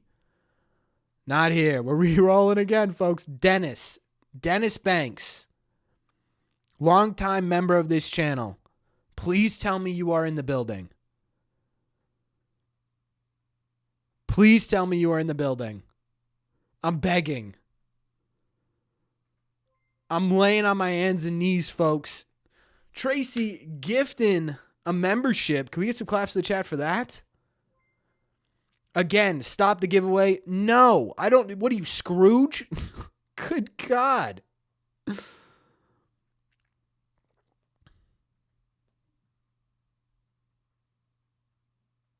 Why are we typing Sitco? We're trying to give away this damn sweatshirt.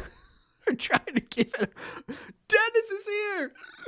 Dennis is here. He's in the building, folks. We gave it away. We did it.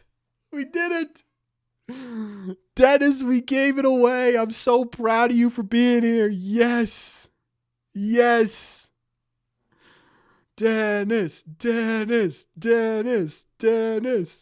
Dennis, congratulations, man. You've won this lovely Red Sox sweater, holiday sweater. If you do me a favor, email me, redsearadio@gmail.com. Gmail.com, folks.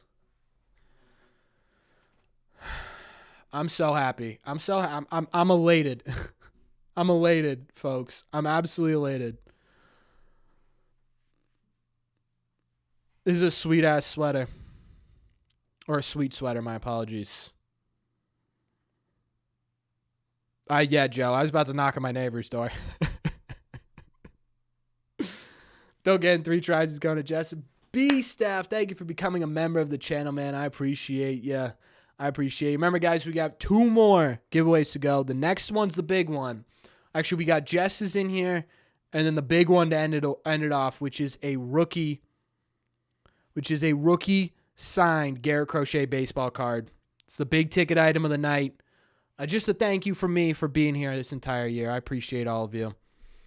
Let's get back to some baseball chat. I'm doing some laundry at a laundromat in Cali, and I heard my name. Dennis, thank God you were listening. Thank God you were listening, because boy, oh boy, was that driving me absolutely nutso. I thought we were gonna have to just pick a name. Will Jess be in the room? Sounds like she does not want to be in the room for the giveaway.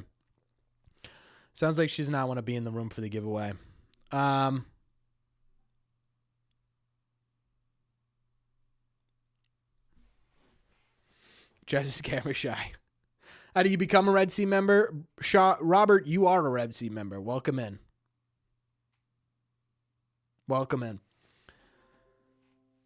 Best thing to listen to while wrapping presents. I hope I'm entertaining a little bit. Would Burnes be our number 1 starter if we get him? Yeah. Dude, imagine that opening day rotation of Burnes, Crochet, Houck, Bayo, Giolito / Crawford. Oh, baby. Right? That is an absolute unit. It's an absolute unit. I want it so bad. And again, the longer we sit here and the longer he's not signed, the more I sit here. 20 gifted memberships. Versatility just gifted 20 memberships to people in this chat. My God, can we get thank yous? Can we get thank yous? Everyone who got a gifted membership, I need a thank you to Versatility right now. That is unbelievably generous. Unbelievably generous. Merry Christmas. That's his giveaway of the night. Boy, do we appreciate that. Look at all those new members. My God.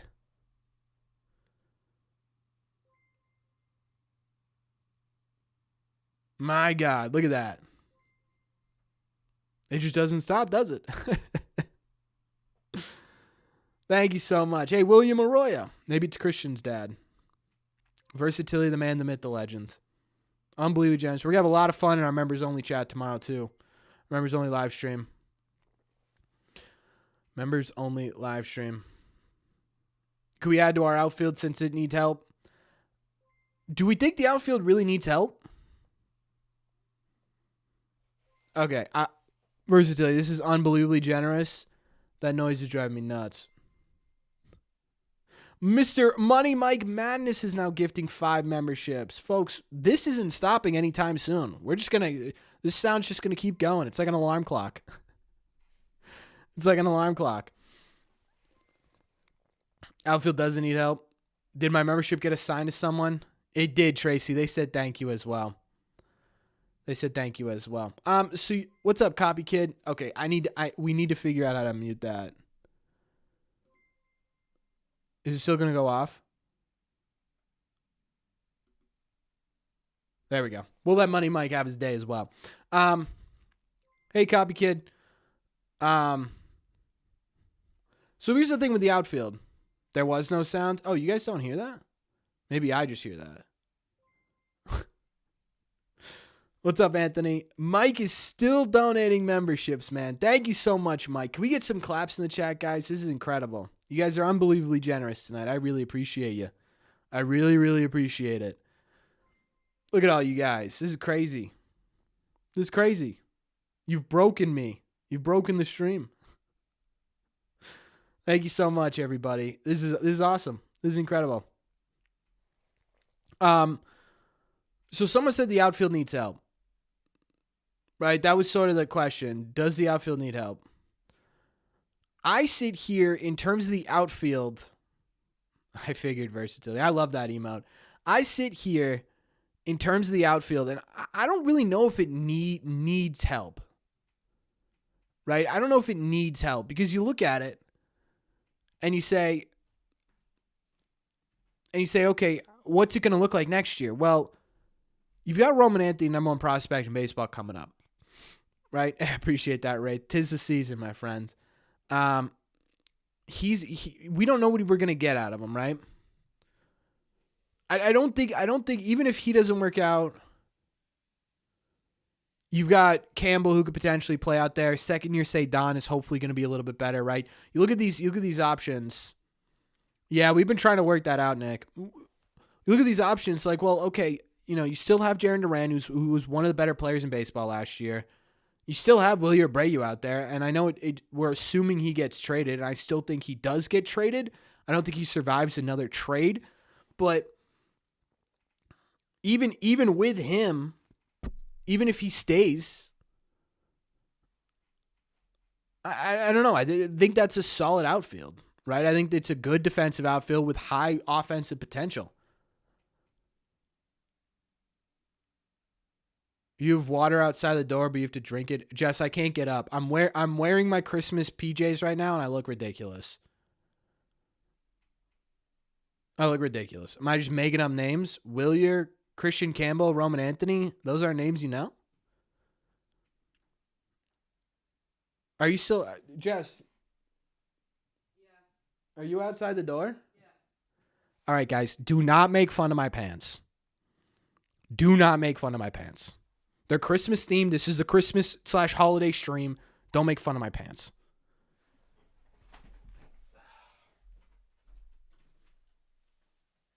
Are you kidding me? I don't want the lights to fall either.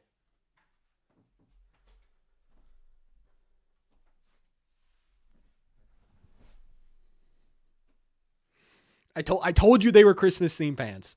I said it. I was going to order a red seat sweatshirt, but they were sold out. They were sold out, really?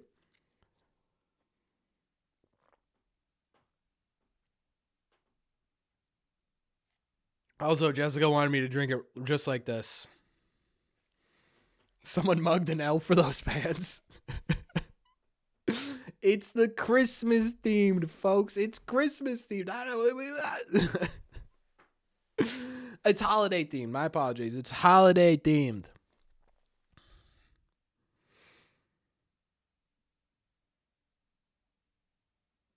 Goodwill pants. Pants look like Santa threw up. Guys, come on. It can't be that bad.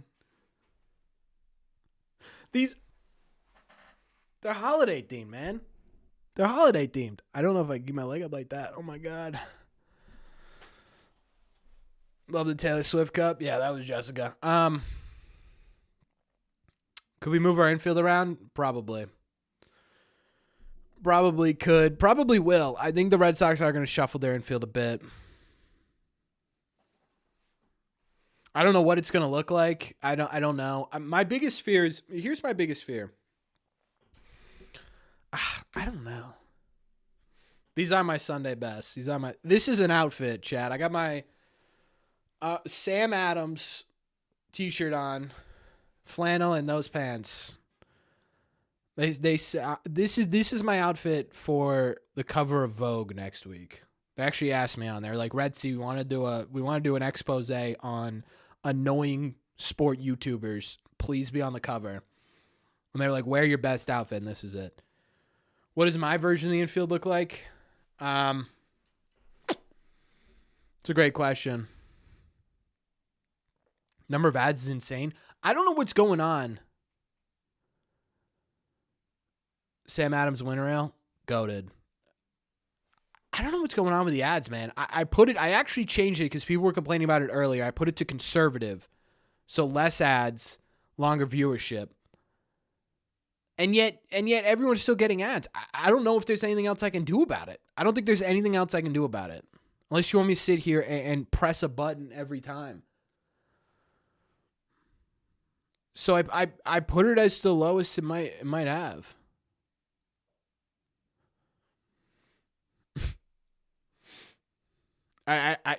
If there was anything more I could do, I would. I don't know what's going on with it. Okay, ideal.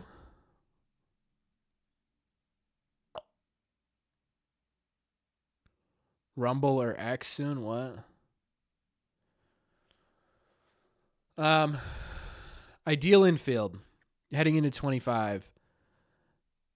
I mean, ideally it'd be Tristan at first, Story at shortstop.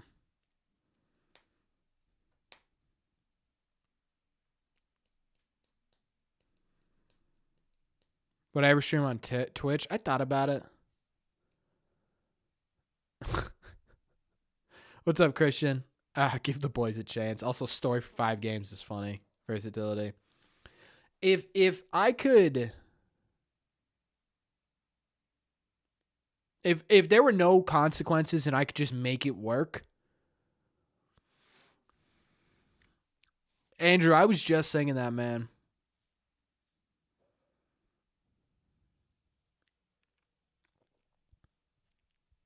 I was actually thinking about that. I was literally thinking about that today. I was going to make a video about it this week. I literally have it written down. Could our top prospect end up as our third baseman?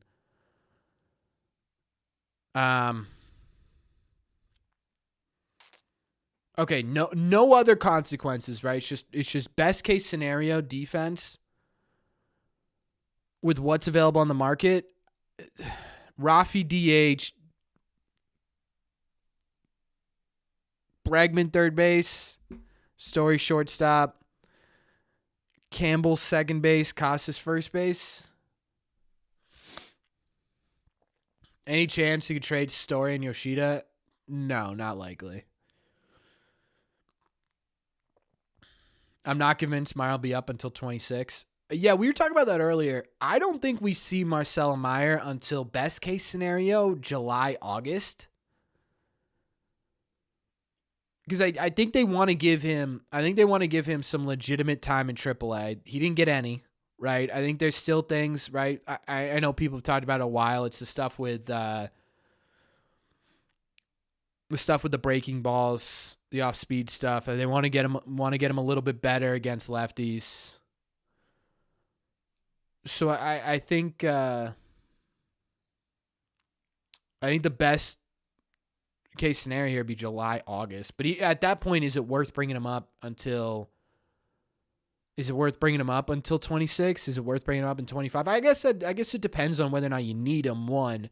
And two, whether or not are you making a playoff push, are you sort of reeling back, right? And you're trying to see what you got for 26. I don't know, right? But I don't think you see Marcel in the first couple months. I don't know. Andrew, you're more, if you're still here, you're more in touch for sure with the minor league stuff.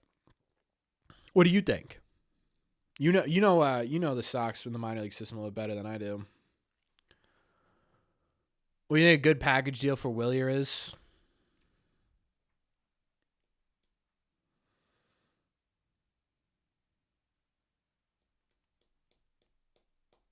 Realistic package deal for Willier, huh? Like who they would get in return? Any more giveaways? Yeah, we're going to do another one at 9, and then Jeff's going to do one.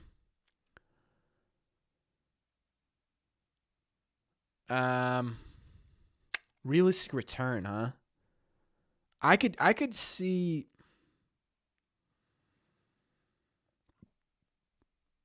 I still think Willier headlines a Castillo deal. It's a big overpay by the Sox, regardless of what Mariners fans are going to tell you. But all right, Jess. Yeah, we'll do Jess's at 9. She wants to say thank you to all you guys for this year as well. Willier for Castillo makes sense. All right, so to the show we go, which, by the way, is a minor league podcast. Their Red Sox sphere is bigger than what normally is. These are the guys that also do they do beat reporting. I guess you call it beat reporting, Andrew. Is that what you call it in Worcester? Meyer had a fantastic season in Portland until his injury. I totally agree. People were saying he might end up being a top prospect in baseball with the season he started with in Portland. And then he goes down, right? If he does well in AAA, I wouldn't be surprised to see him in July. Yeah, I could see that. What is the cutoff for eligibility next year?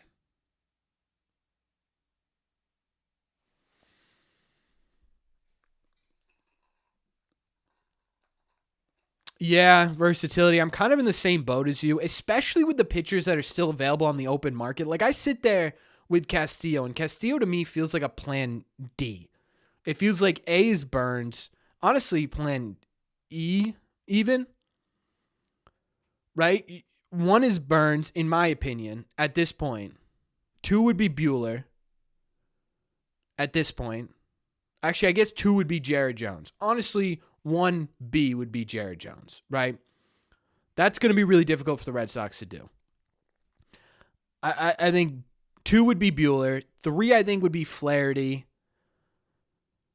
4, I guess you put Castillo there, right? I guess you get Castillo there.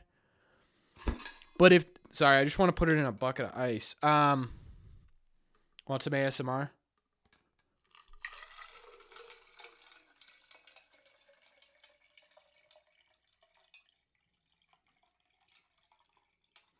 I just got so much water on my pants. Oh, it's so wet. Crap.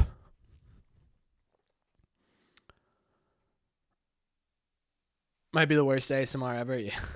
Not the Christmas pants. Christmas pants are ruined, Chad. It's over. It's over. But do you take... Here's the bigger question, Chad. Do you take Pivetta over... I swear I didn't. An excuse to ditch the pants. I did go all out tonight as much as humanly possible. I think... Isn't Polanco a free agent? I think Polanco's a free agent, B. Okay, would you rather have Pivetta or Castillo?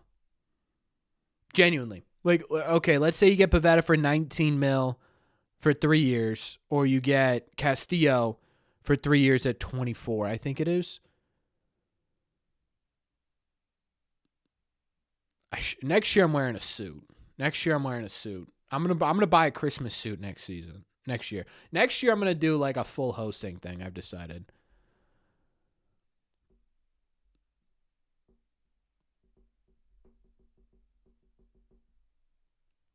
A lot of you saying Castillo. I actually think it's closer than we may think. I think comparing the two over the last 3 years, I actually think there's a case to be made for Pivetta. But I will tell you, and Nick actually nailed my take on Pivetta, and that is I guess I don't hate the idea of him coming back. What I hate is the idea of losing that pick, because I think that'll really deter the Red Sox from going over and getting another guy who has that pick attached to him. I genuinely think that pick with Pivetta looked way too smart to just give up on it. You know what I mean? Castillo now, but maybe Pivetta in year 2 or 3 of the contract.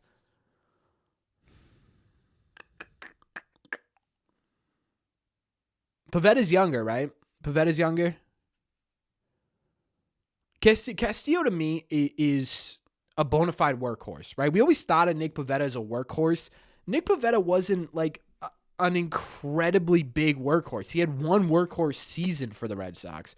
And I think that's where we gave him that label of just this dude's going to make 32 starts. But you look at it, and we sit here, okay, Nick Pivetta.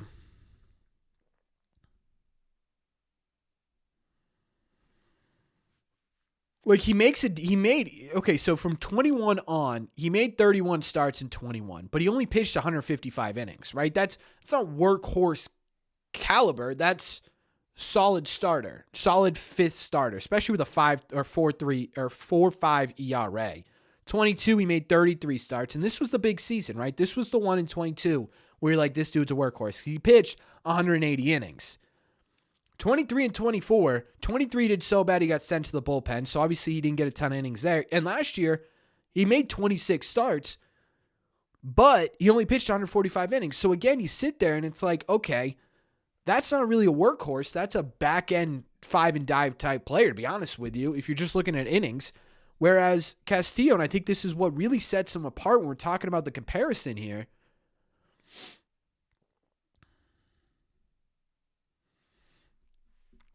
look at the comparison here. Since 21,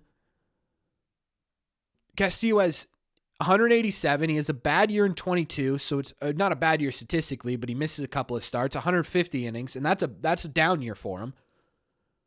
Then it's 197 in 23 and 175 in 24. Like that to me is workhorse. So if you're going to get a guy who, hey, maybe he's not going to have a sub 3 ERA, although Castillo does for the entirety of his contract, but hey, this guy's going to have a, let's say, low mid 4 ERA, but he's going to give you 190, 175, 187 innings. That's where I think the separation with Castillo comes into play. I also think the picks are a big part of this. Thoughts on the rotation now with Crochet and Giolito. So I do think your ceiling's a lot higher than it was before. I think you look at it, and the Red Sox had a solid rotation last year. People don't want to admit it because the Red Sox didn't have a name in there, right? Section 10 did when they did their Crochet thing. Steve Brawl kept saying, you finally have that guy that you're throwing in game 1 of a playoff series. I think the Red Sox last year, if they had made the playoffs, had that guy. I think I would have been very comfortable with Tanner Houck going in a postseason game strictly off of last year, but that's besides the point. They were a solid rotation coming into the offseason. They weren't a top 5 rotation in baseball, but they were a solid one. Top 7 ERA, top 3 in WHIP. Looking at it now with Giolito and Crochet, can it possibly, I think the ceiling is a top 5 rotation ERA wise in the sport. I think you got better on the back end, replacing Pivetta with Giolito. You obviously got better on the front end, adding in a guy like Crochet. The reason I sit here and I still consider the idea of them needing another starter is, in my opinion, not consistency. That's the wrong word. Reliability is the wrong word. I guess proven would be the right word, because while the ceiling of this rotation is really high, there are a lot of question marks still. Crochet was a dog last year, but he was limited on innings. Are they going to take the leash off of him this season, as he said in his intro press conference, or are they going to be a bit conservative with him? I don't know. We don't know the answer to that question. I think there's less question marks as to what his statistics are going to look like, but I do think there are some legitimate questions as to what the innings look like.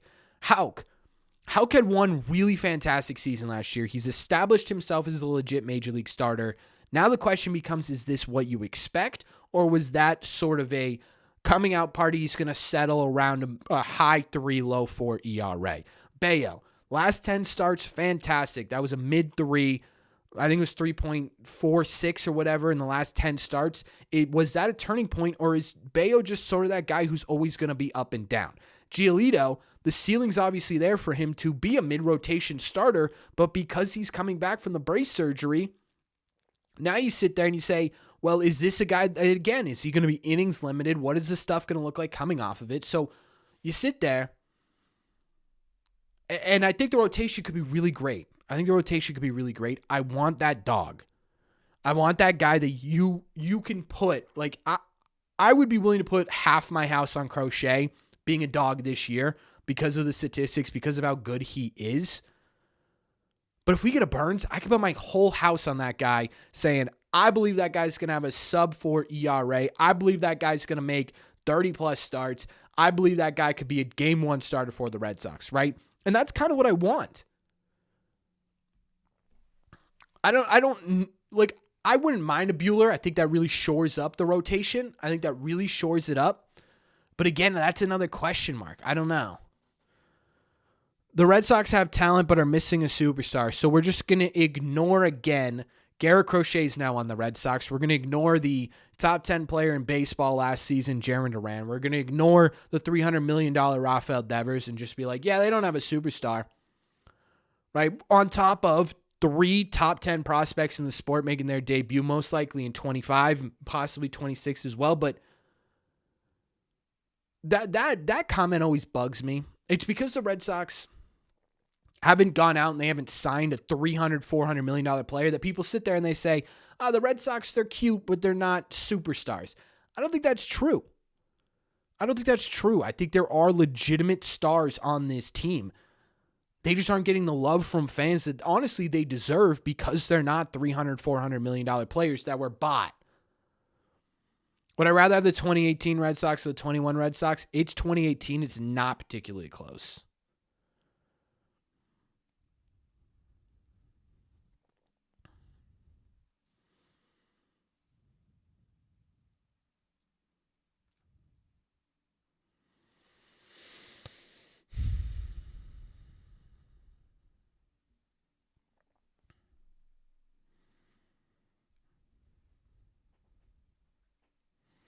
Only thing with Buehler is that cranky elbow that worries me. I like him though, talented. Yeah.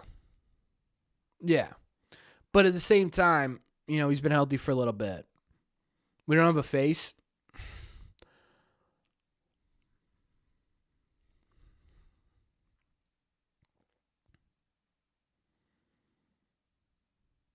The Red Sox have a bunch of B-level players. I just don't know how you sit there. Jarren Duran, statistically in basically every metric you can look at, was one of the top 10 players in baseball, but he's B-level. Why? Because he's not a $300 million player? Is that your only reasoning? Rafael Devers was a top 10 hitter in baseball before he really couldn't catch up with the injuries. That guy's not an A-level player? Garrett Crochet's already considered a top 25 pitcher in the sport, and he hasn't played a full season yet, but that guy's a B-level player? Winning does create faces. I agree. The Red Sox make a playoffs next year. Guys like Duran, Devers is already a star, but guys like Duran, guys like Casas if he's here, guys like Crochet, guys like Houck, those guys are going to become household names, I guarantee it.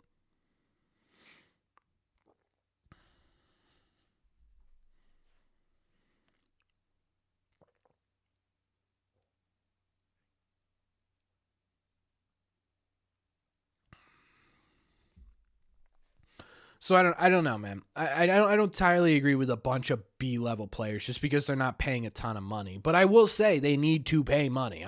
This isn't me defending John Henry saying, oh, they don't need to spend money. No, they do.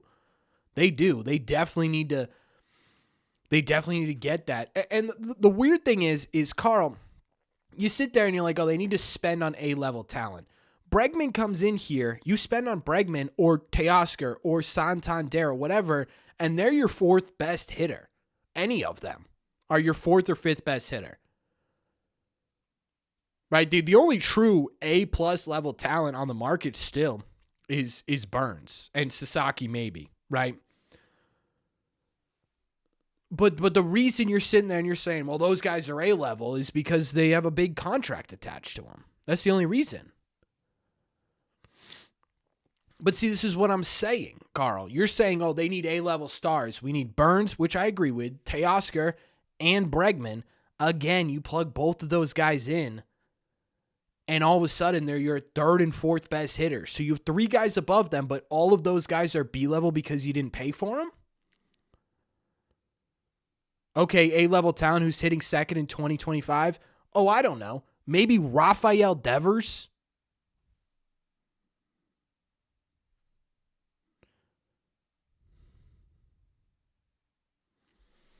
Jessica, are you ready for... Jessica, are you here?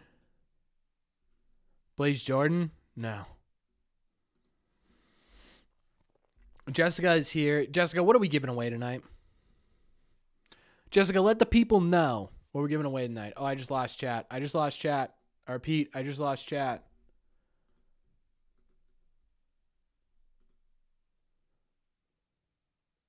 Are we still live?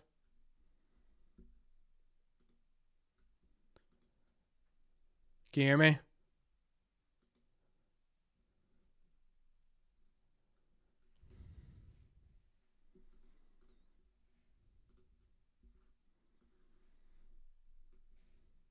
Testing. Can you hear me?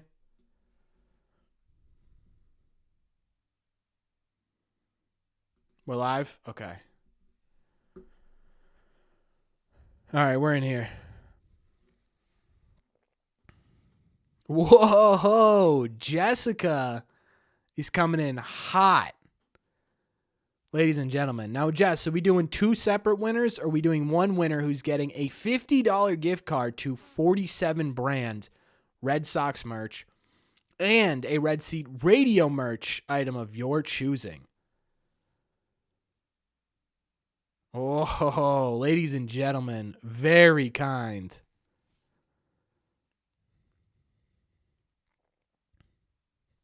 Very kind. So a $50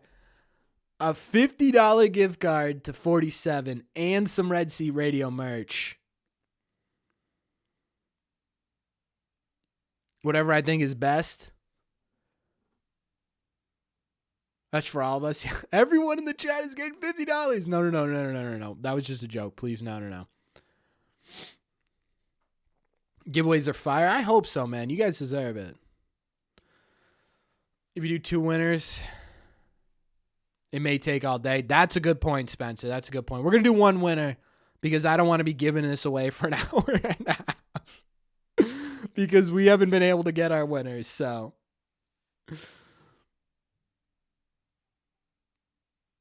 all right, Jessica, what's the word they need to type in? Misty. The word we need to type in is Misty. M-I-S-T-Y. M-I-S-T-Y, folks. Again, we are giving away, or Jessica specifically, giving away a $50 47 gift card as well as a Red Sea Radio merch item of your choosing. Is that my dog's? It's my cat's name, yeah. It's our cat's name. I still think it should have been Ideal. That would have been good.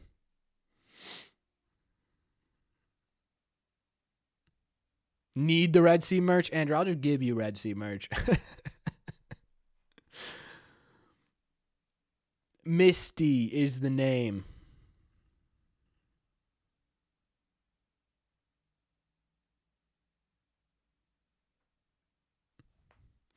MISTY, folks. Again, it's a $50 47 brand gift card. That's good enough for t-shirts, hats, some sweatshirts. It's good for all those.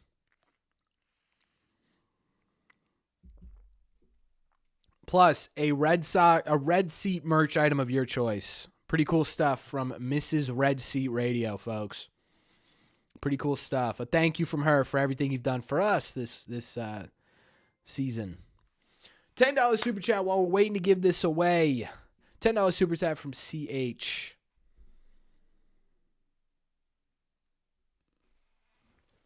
CH, I'm so sorry to hear that, man. I'm so sorry to hear that. I'm glad we could be here for you. It means the world to me. Make sure if you were in here, you like that message from CH, man.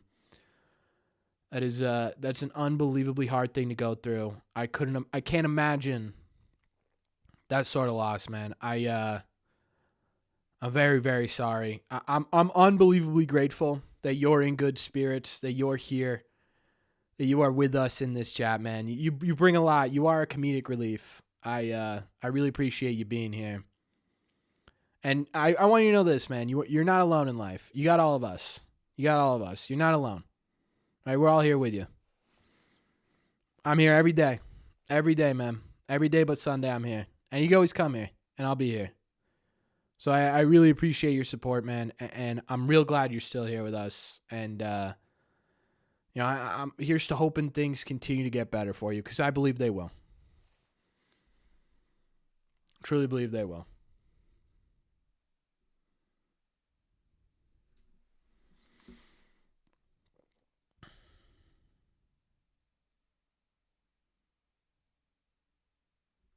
My God, Mike. I'm sorry to hear that too.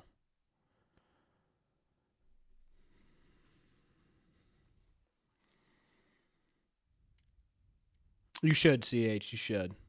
Because we're all friends here. I'm hoping, Foxborough. We've been talking a little bit. Trying to get there. All right, let's give this stuff away, huh? Let's give this stuff away. Let's make someone happy in chat, shall we? Here we go. Jessica's $50 gift card, as well as some Red Seat merch. Let's see what we get. Let's see who gets it. Robbie, our moderator. Robbie has won it. Robbie, are you here? Robbie M. Robbie M, we'll give you a minute to respond, my friend.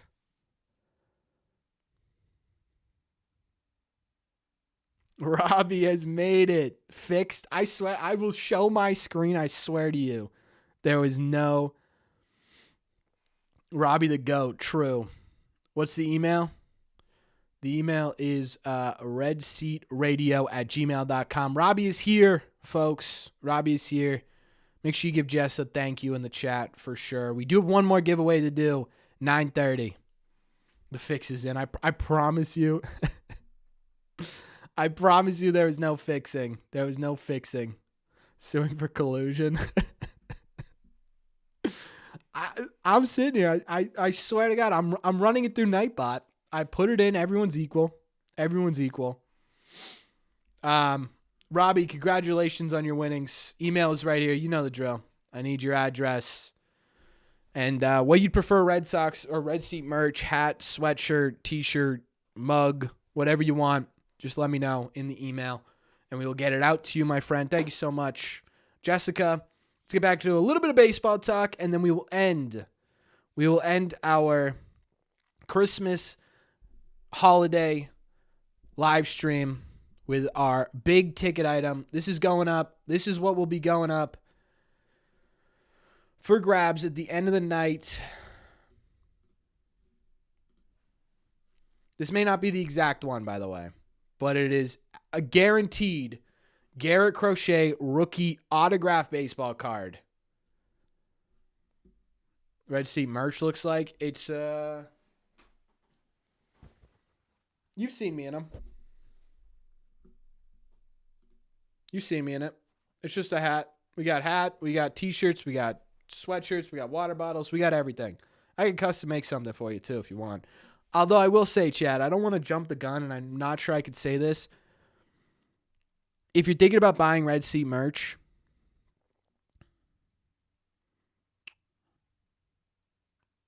actually, I'll never mind. We'll talk about it later.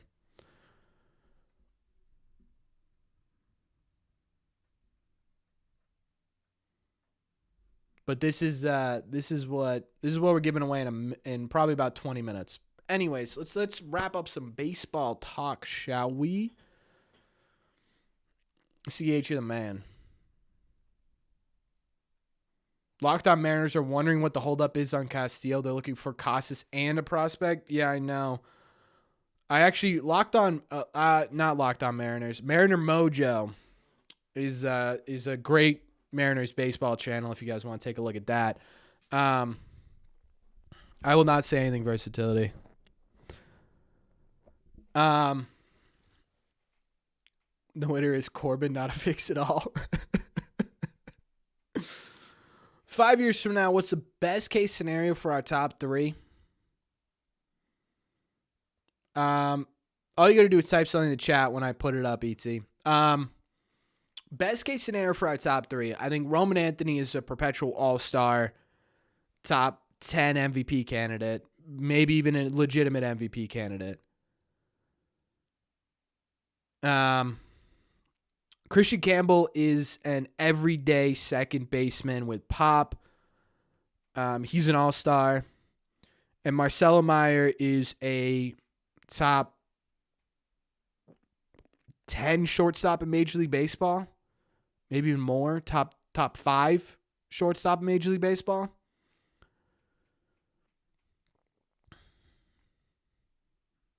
Right? I think that's best case scenario. Could Devers be traded to LA like Betts? No, don't think so.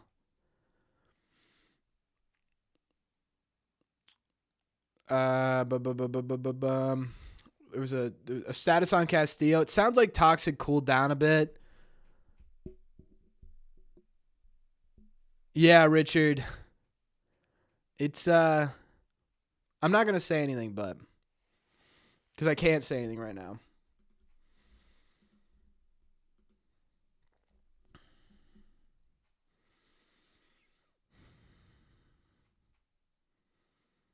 Hey, Corbin, you see how many strikeouts Crochet had last year in relatively innings pitched? Yeah, it's ridiculous. He had the best strikeout ratio of any starting pitcher in Major League Baseball. That's ridiculous. The next giveaway, I'll sign my pants. I'll give them away. Let's trade Casas, Devers, and Crochet for Kershaw on a 1-year deal. Yeah, I mean, that's... you sit there, and that's sort of what the Mariners fans are. Mariners fans, it's the same thing, right? It's the same thing with Red Sox fans, is they overvalue their players. And it makes sense, right? You see them every day in your relative world. They are worth more than you think they are on the trade market, and it's just not the case. It's just not the case. Castillo's not worth Casas alone. Castillo's not worth Casas and a prospect. It's just not... It's not reasonable. It's not. Why to do Casas for Jared Jones? I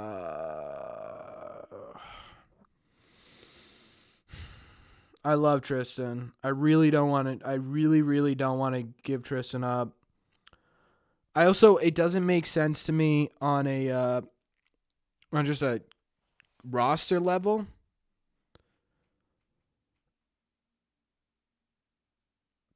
But I think I do it. I think I do it. I think I do it.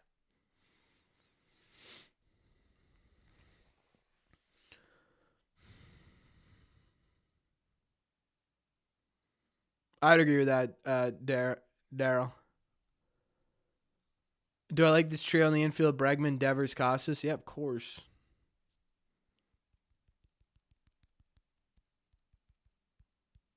Talked yourself into Arenado? Yeah, I've talked myself into... I ran out of focus. There we go. I've talked myself into both Arenado and Bregman. The only thing that scares me about Bregman's the deal itself. Like the fit I've talked myself into. I still can't totally talk myself into a 6-7 year deal for Bregman. Like the fit to me makes sense. I just can't talk myself into the dollars yet. I think I could.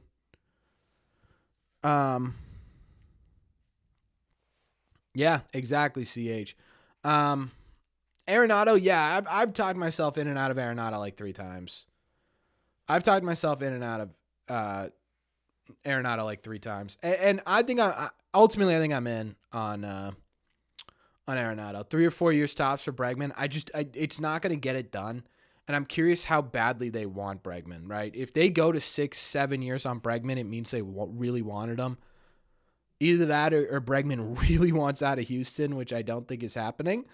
I don't think Bregman really wants out of Houston that badly to take a 3-year difference in years, especially if the AAVs are similar. The only thing with Arenado is, here's the other thing that bothers me about the Bregman stuff is everyone is like, boy, do I want the Red Sox to spend, but not on that guy, not on that guy, not on that guy, but they need to spend, right? It's like, okay, you want them to spend. They say that, you know, here's a guy they could spend on, and you're like, nah, I'm good, right? I don't know. Arenado, the only thing that bugs me with Arenado is I think the only way that works is if you are trading Massa, because if you get Arenado, it feels like it has to be a trade of Casas or Massa, and I really, really hate the idea of replacing Casas with Arenado. I don't love that at all. Right? I don't love that at all.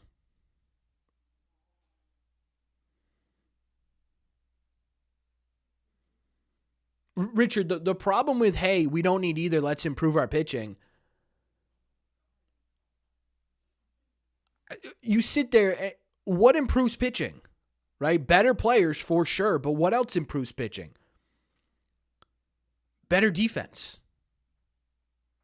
Right? Better defense. You have better defense behind these pitchers, they are going to be better naturally. So by improving your defense and getting a guy like Bregman or Arenado, you are improving your pitching staff. And I think that's important for people to remember. It's not just the bat you're getting for Arenado and Bregman that's somewhat appealing. It's the idea of you going out and getting a legitimate Gold Glove, Platinum Glove defender right behind these guys. You put Bregman, Arenado at third base, and all of a sudden you've got a left side of the infield that's multiple. Has Story ever won a Gold Glove? Statistically, he's one of the best shortstops in baseball defensively. And then you plug in a Gold Glove defender at third base.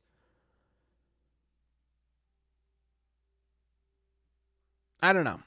But again, I've talked myself into either one of these guys. The only thing that scares me is the money with Bregman. But at the end of the day, again, if it improves the team now and they're going to compete now, I don't care about 4 years from now, money-wise. I just don't. I like fans try to analyze every second of these contracts.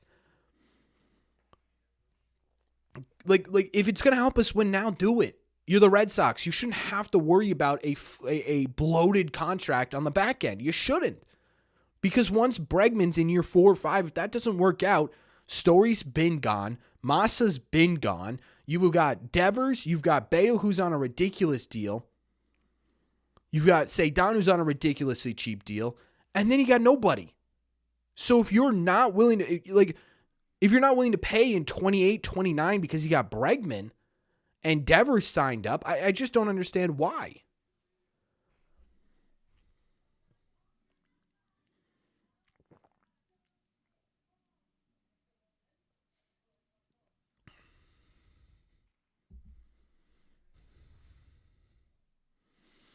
He did veto a trade to Houston, yeah.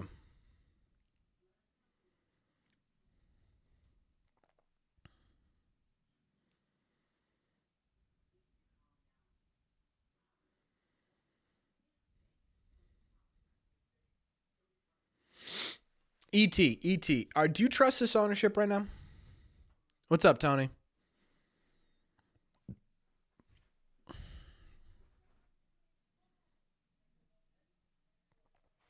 I didn't see exactly who was in the trade, Shooter, but I did see that the Cardinals don't seem very inclined to give up any sort of money to make the deal happen. I think it was $15 million in total over the next 3 years for Arenado. Kind of sounds like they're looking to dump him, right? You take on deals that go bad, you end up letting your homegrown talent walk out of necessity to reset. That's you know what that is? That's PTSD a little bit, right? Because you got that reasoning from Mookie as to why he left.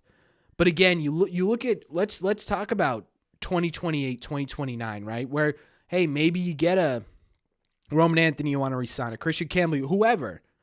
Again, you have about $80 million in total committed past 2027.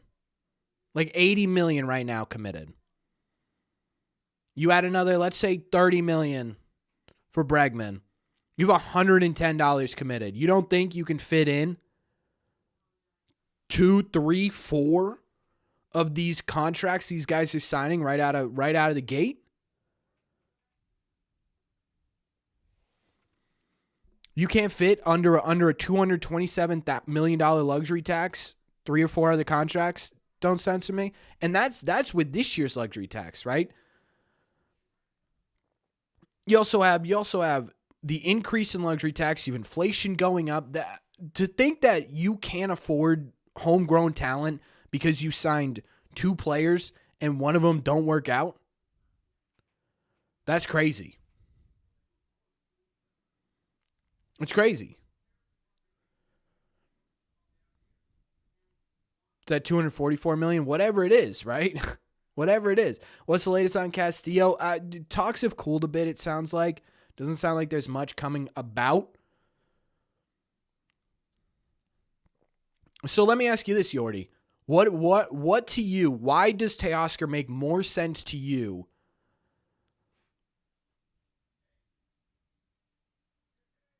than Bregman or Arenado?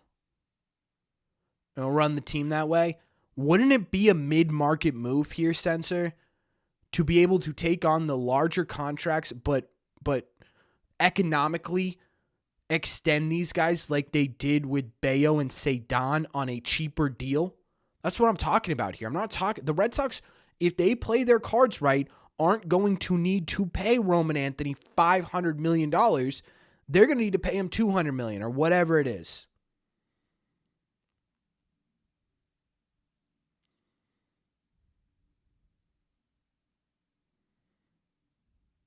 Yeah, CH. I think a lot of people are.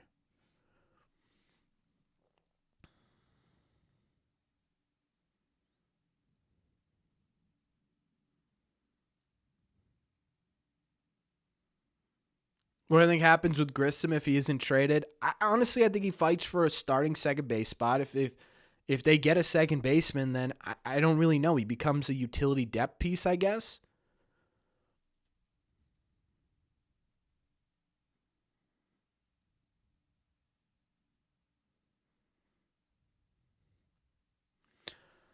The only argument I think people have legitimately,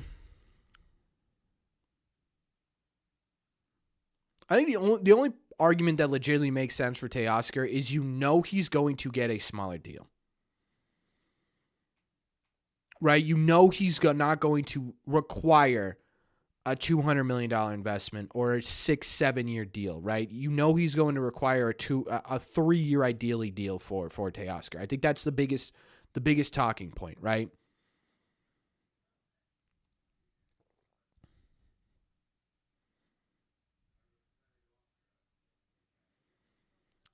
Teoscar isn't a perfect fit. There's no perfect fit here. There's no perfect fit. I absolutely believe that. Devers does not have any type of protection in the lineup. Hey, thanks, Kai. This was Whitebeard Designs sent this over to us. Check them out if you want something done. They're really great. The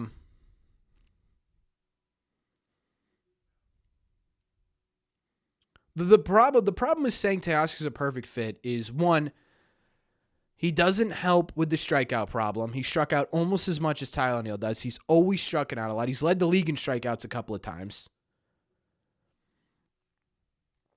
Two, he's older. You are getting most likely. But Shooter, how can you say that but say Teoscar needs to be in here? Because Teoscar has worse defense. He's the worst defense metrics available on the open market right now. So you sit there and you say, great, he's a righty, he hits for average, and he hits for power. That's fantastic. But you're going to need to make him a DH after his first season, so you're going to have to trade Massa. He can't play defense, so your defense is going to get worse outfield-wise in 2025 if you are to sign Teoscar. And he's not going to help with the strikeout problem. So he's not a perfect fit. I'm not saying he's a bad fit. I'm just not saying he's a perfect fit. Bregman has his issues. Arenado has his issues. Santander has his issues. There's no perfect fit for the Red Sox in terms of a bat this offseason. You are going to have to find the guy that you are the most comfortable with. And to be honest with you, the one who gives you the most plus side with the least amount of downside right now is Bregman. The only downside to Bregman is that he would be a long-term deal. I think I am comfortable with him going to second base. He played second base before he got drafted. He's an unbelievably athletic defensive player. He's low strikeout, high contact. He's still going to give you 20, 25 home runs.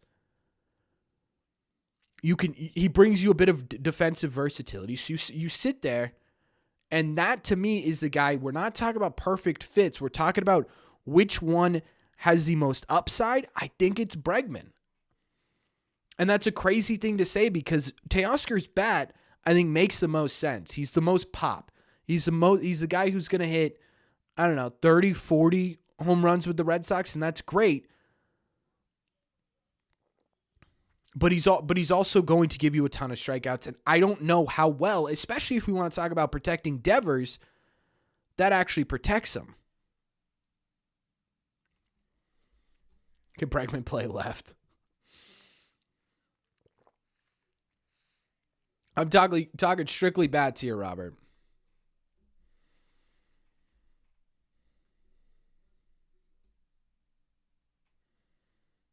Rooker isn't getting traded. The A's have already said he's not getting traded.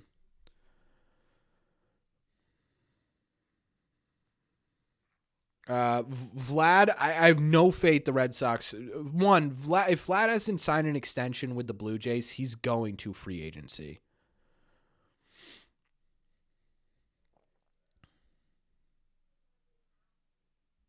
Yeah, I agree. Costas needs to be the protection.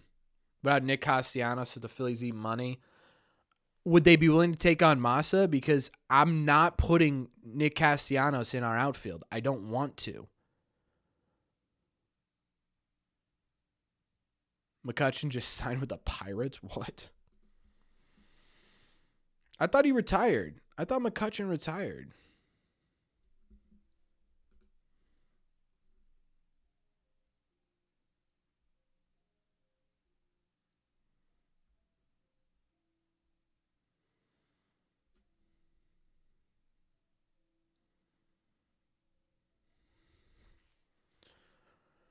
Well, good for McCutchen.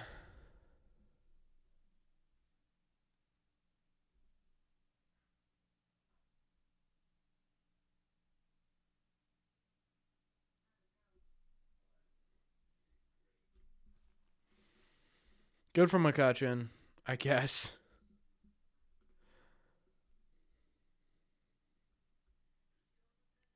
Actually, don't send to me. You should be thanking Chaim Bloom. A lot of teams wanted Duran.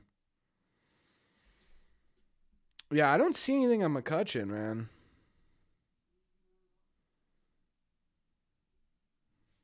I don't see a single thing on McCutchen.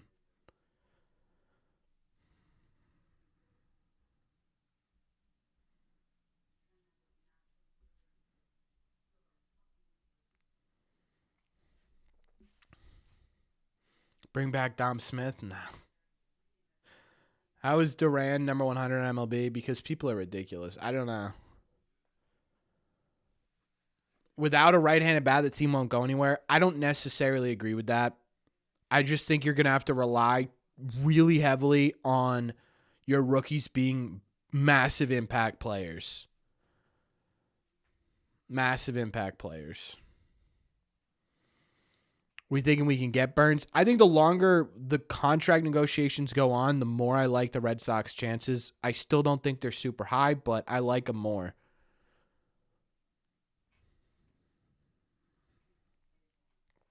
Kutch signed with the Pirates over a month ago, then why are we talking about this? I think we are a playoff team as is. Give me more pieces in the bullpen, and you can convince me. You could. But again, you would need to get Rookie of the Year candidate seasons. Like, I'm talking true Rookie of the Year candidate seasons from Christian Campbell or Roman Anthony, preferably both. And I think that's my issue.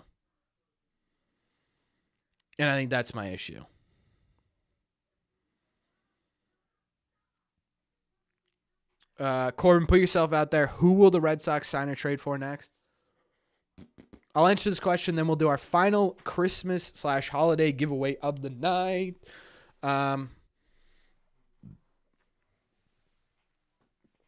Who do I think they do next?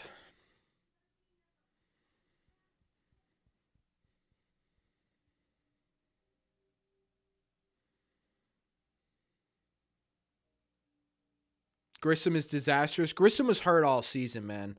He was really good when he was healthy.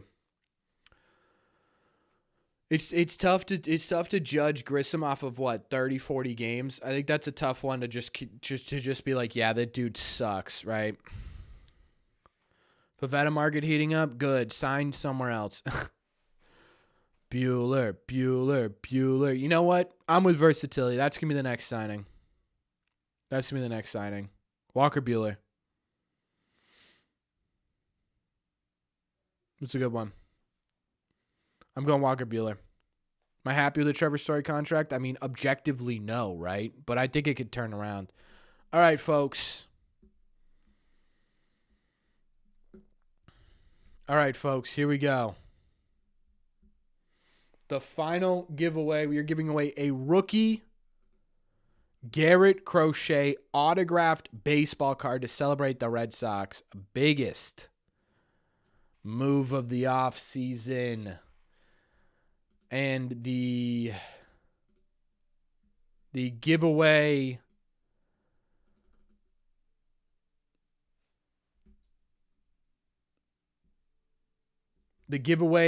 thing is holiday. All you got to type is holiday in the chat and you'll be entered to win.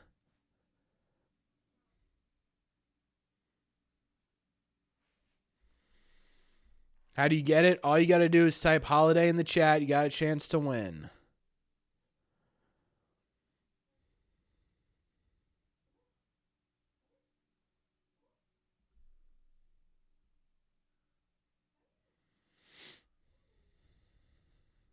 Holiday in the park. I think it was the 4th of July. Another day. Do I need to spell holiday out? One L in holiday, folks. There's one L in holiday.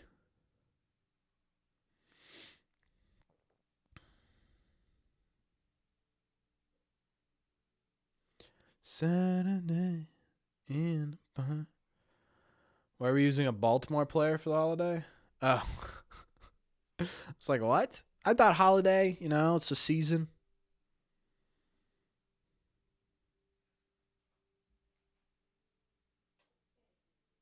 You feel comfortable with Story and Devers?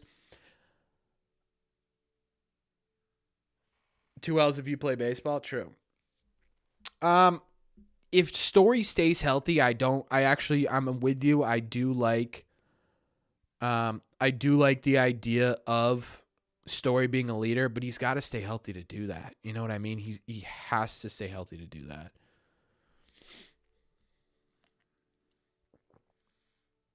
Luzardo. I get really, really nervous with Luzardo because he has been injured so much. I sit there with Luzardo and I just see Chris Sale, man. Like late Chris Sale. Can I see Story playing at least 100 games? You know what? Optimistically, I'll give Story like 100. And if Story can get to 120, 130 games, I think we're going to have a really good season. Who do I want to add to the pen? I think right now, Matt, the number one target for me would be Jeff Hoffman. I think Jeff Hoffman makes the most sense right now with the lefties you picked up. Ideally, it'd be Tanner Scott because he's the best available talent, but that's a bit of a stretch, I think, in my opinion. Hey, thanks. Same to you, Scott. That's a bit of a stretch. Yates might not be bad. He's just older. That's the only problem I have.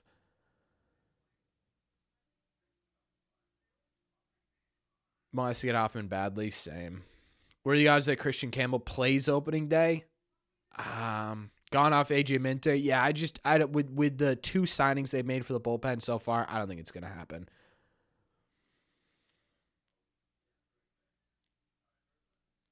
The only way I think Rafaela takes innings at short is if they get someone for the outfield to the point where they're comfortable enough, or they put Christian Campbell in the outfield or whatever, where they make Cedar Rafaela. If you make Cedar Rafaela a super utility, by the way, it does a lot of things. People think of that as a bad thing. I think of it as a good thing, man. You can preserve Trevor Story a bit, right? Get him some DH at bats without really worrying about a suffering on defense. You get, Christian Campbell, Alex Bregman, who's learning it, whoever it is at second base, that guy could take some days off if he needs to. I don't know. I think people look at say Don as a super utility as a bad thing. I actually think it'd be a great thing. You know what I mean? Like a Tommy Edman type player. I think it's a great idea for the Red Sox. Yeah, Brock Holt, Tommy Edman, whoever you want to do. All right, folks, you ready to see who wins? The big, the bad, the holiday Christmas Garrett Crochet rookie card giveaway. DMAR. We got a DMAR in the chat. Oh, boy. This feels like one we're going to be sitting here for a while on. DMAR, we gave you 1 minute, brother, sister, whoever that may be. DMAR. Can we get a DMAR in the chat? Yeah, this is going to be tough. We got 90 entries. I don't even know how many people are watching right now. Are there still 90 people in this chat?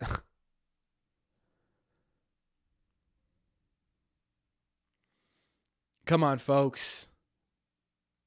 DMAR. 160? Okay, so this isn't totally fake. Okay. Boy, is it going down fast. 160, 150, 149. DMAR, where are you? Where are you? I'm so sorry. All right, I'm giving you one last chance. DMAR. Testing. All right, no DMAR. We're re-rolling. Joe D V2. Is Joe still here? Joe. Someone did something. I can't see it. Joe.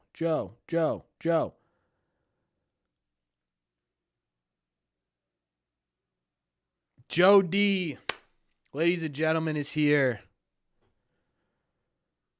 He's here, ladies and gentlemen. We did it on 2 tries. We'll take it. Joe, congratulations. You've won the Garrett Crochet rookie card. The Garrett Crochet rookie card. That thing looks fantastic. Garrett Crochet looks a lot different, huh? Garrett Crochet looks a lot different. Joe, you know the drill.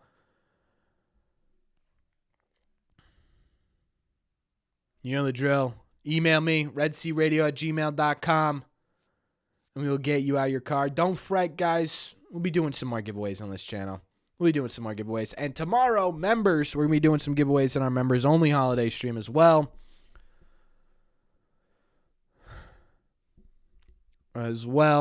Congratulations to all the winners. before we head out tonight, 'tis the season. Versatility. Hey, you'll have another chance, versatility. You want the address in the email? Yeah, I mean, you can email me, and then I'll just ask for the address either way. Where's E-Train? I think we've officially parted ways. Before I take off tonight, I did want to take a second. It's Christmas. It's a time to reflect on what really means a lot to you. And you guys totally changed my life this year. I mean, truly, we got our YouTube, sort of, they do Spotify rap, they do YouTube rap this year. Over 5,000 subscribers this year, 1.5 million views. This channel has reached places beyond my wild imagination, and it's because of all of you. And so that's why we do these giveaways, right? Because I feel as though I owe you way more than a Garrett Crochet rookie card. You've been unbelievably kind to me. You've been unbelievably kind to my family. I cannot thank all of you enough for everything you guys have done over this past year. So to all of you out there, before we do our regular rehearsed and ending to all these, I want to say a very, very Merry Christmas, Happy Hanukkah, Happy Kwanzaa, whatever you guys celebrate this time of year, whatever it may be. I hope you have a fantastic one. I'm so grateful I get to spend every day with all of you. That's what I wanted to say. So thank you. As always, as we wrap these up, folks, we do these once a week. Usually Wednesdays. I don't know what day we're going to do next week. We'll do one next week at some point, but I don't know what day it's going to be yet. Obviously not Wednesday. So if you like these, we do these once a week. We put out Red Sox videos whether you like it or not. Every day but Sunday, we talk about the latest news, some of the more interesting topics, all that good stuff. If you haven't hit that like button, make sure you guys have hit that. If you've enjoyed the stream, the best way to show me what you guys enjoy content-wise is to hit the like button. It helps these videos out a ton. Yeah, as always, folks. Oh, special thank you to, I'm going to run through the names because you guys did a ton today. I don't even know if you guys are all still here. Prodigy, Chris, Mike multiple times, Anthony, Robert multiple times, Dennis, Matt, CH, my man, Lawson, Aaron, Mr. Mad with the generous donation, Tracy with the generous donations, Versatility with the generous donations, Mike again, and obviously CH again. Thank you all for your generosity tonight. Hope you guys enjoyed the holiday stream. Hope you guys who won, happy with it. Next year, I promise we'll get some better stuff in here. And there will be more giveaways. We always do an opening day giveaway as well. So keep an eye out for that. But either way, guys, again, I appreciate you being here. One more time, happy holidays, whatever you guys celebrate. I hope it's a good one. And I will see you all, as always, very merrily in the Reds.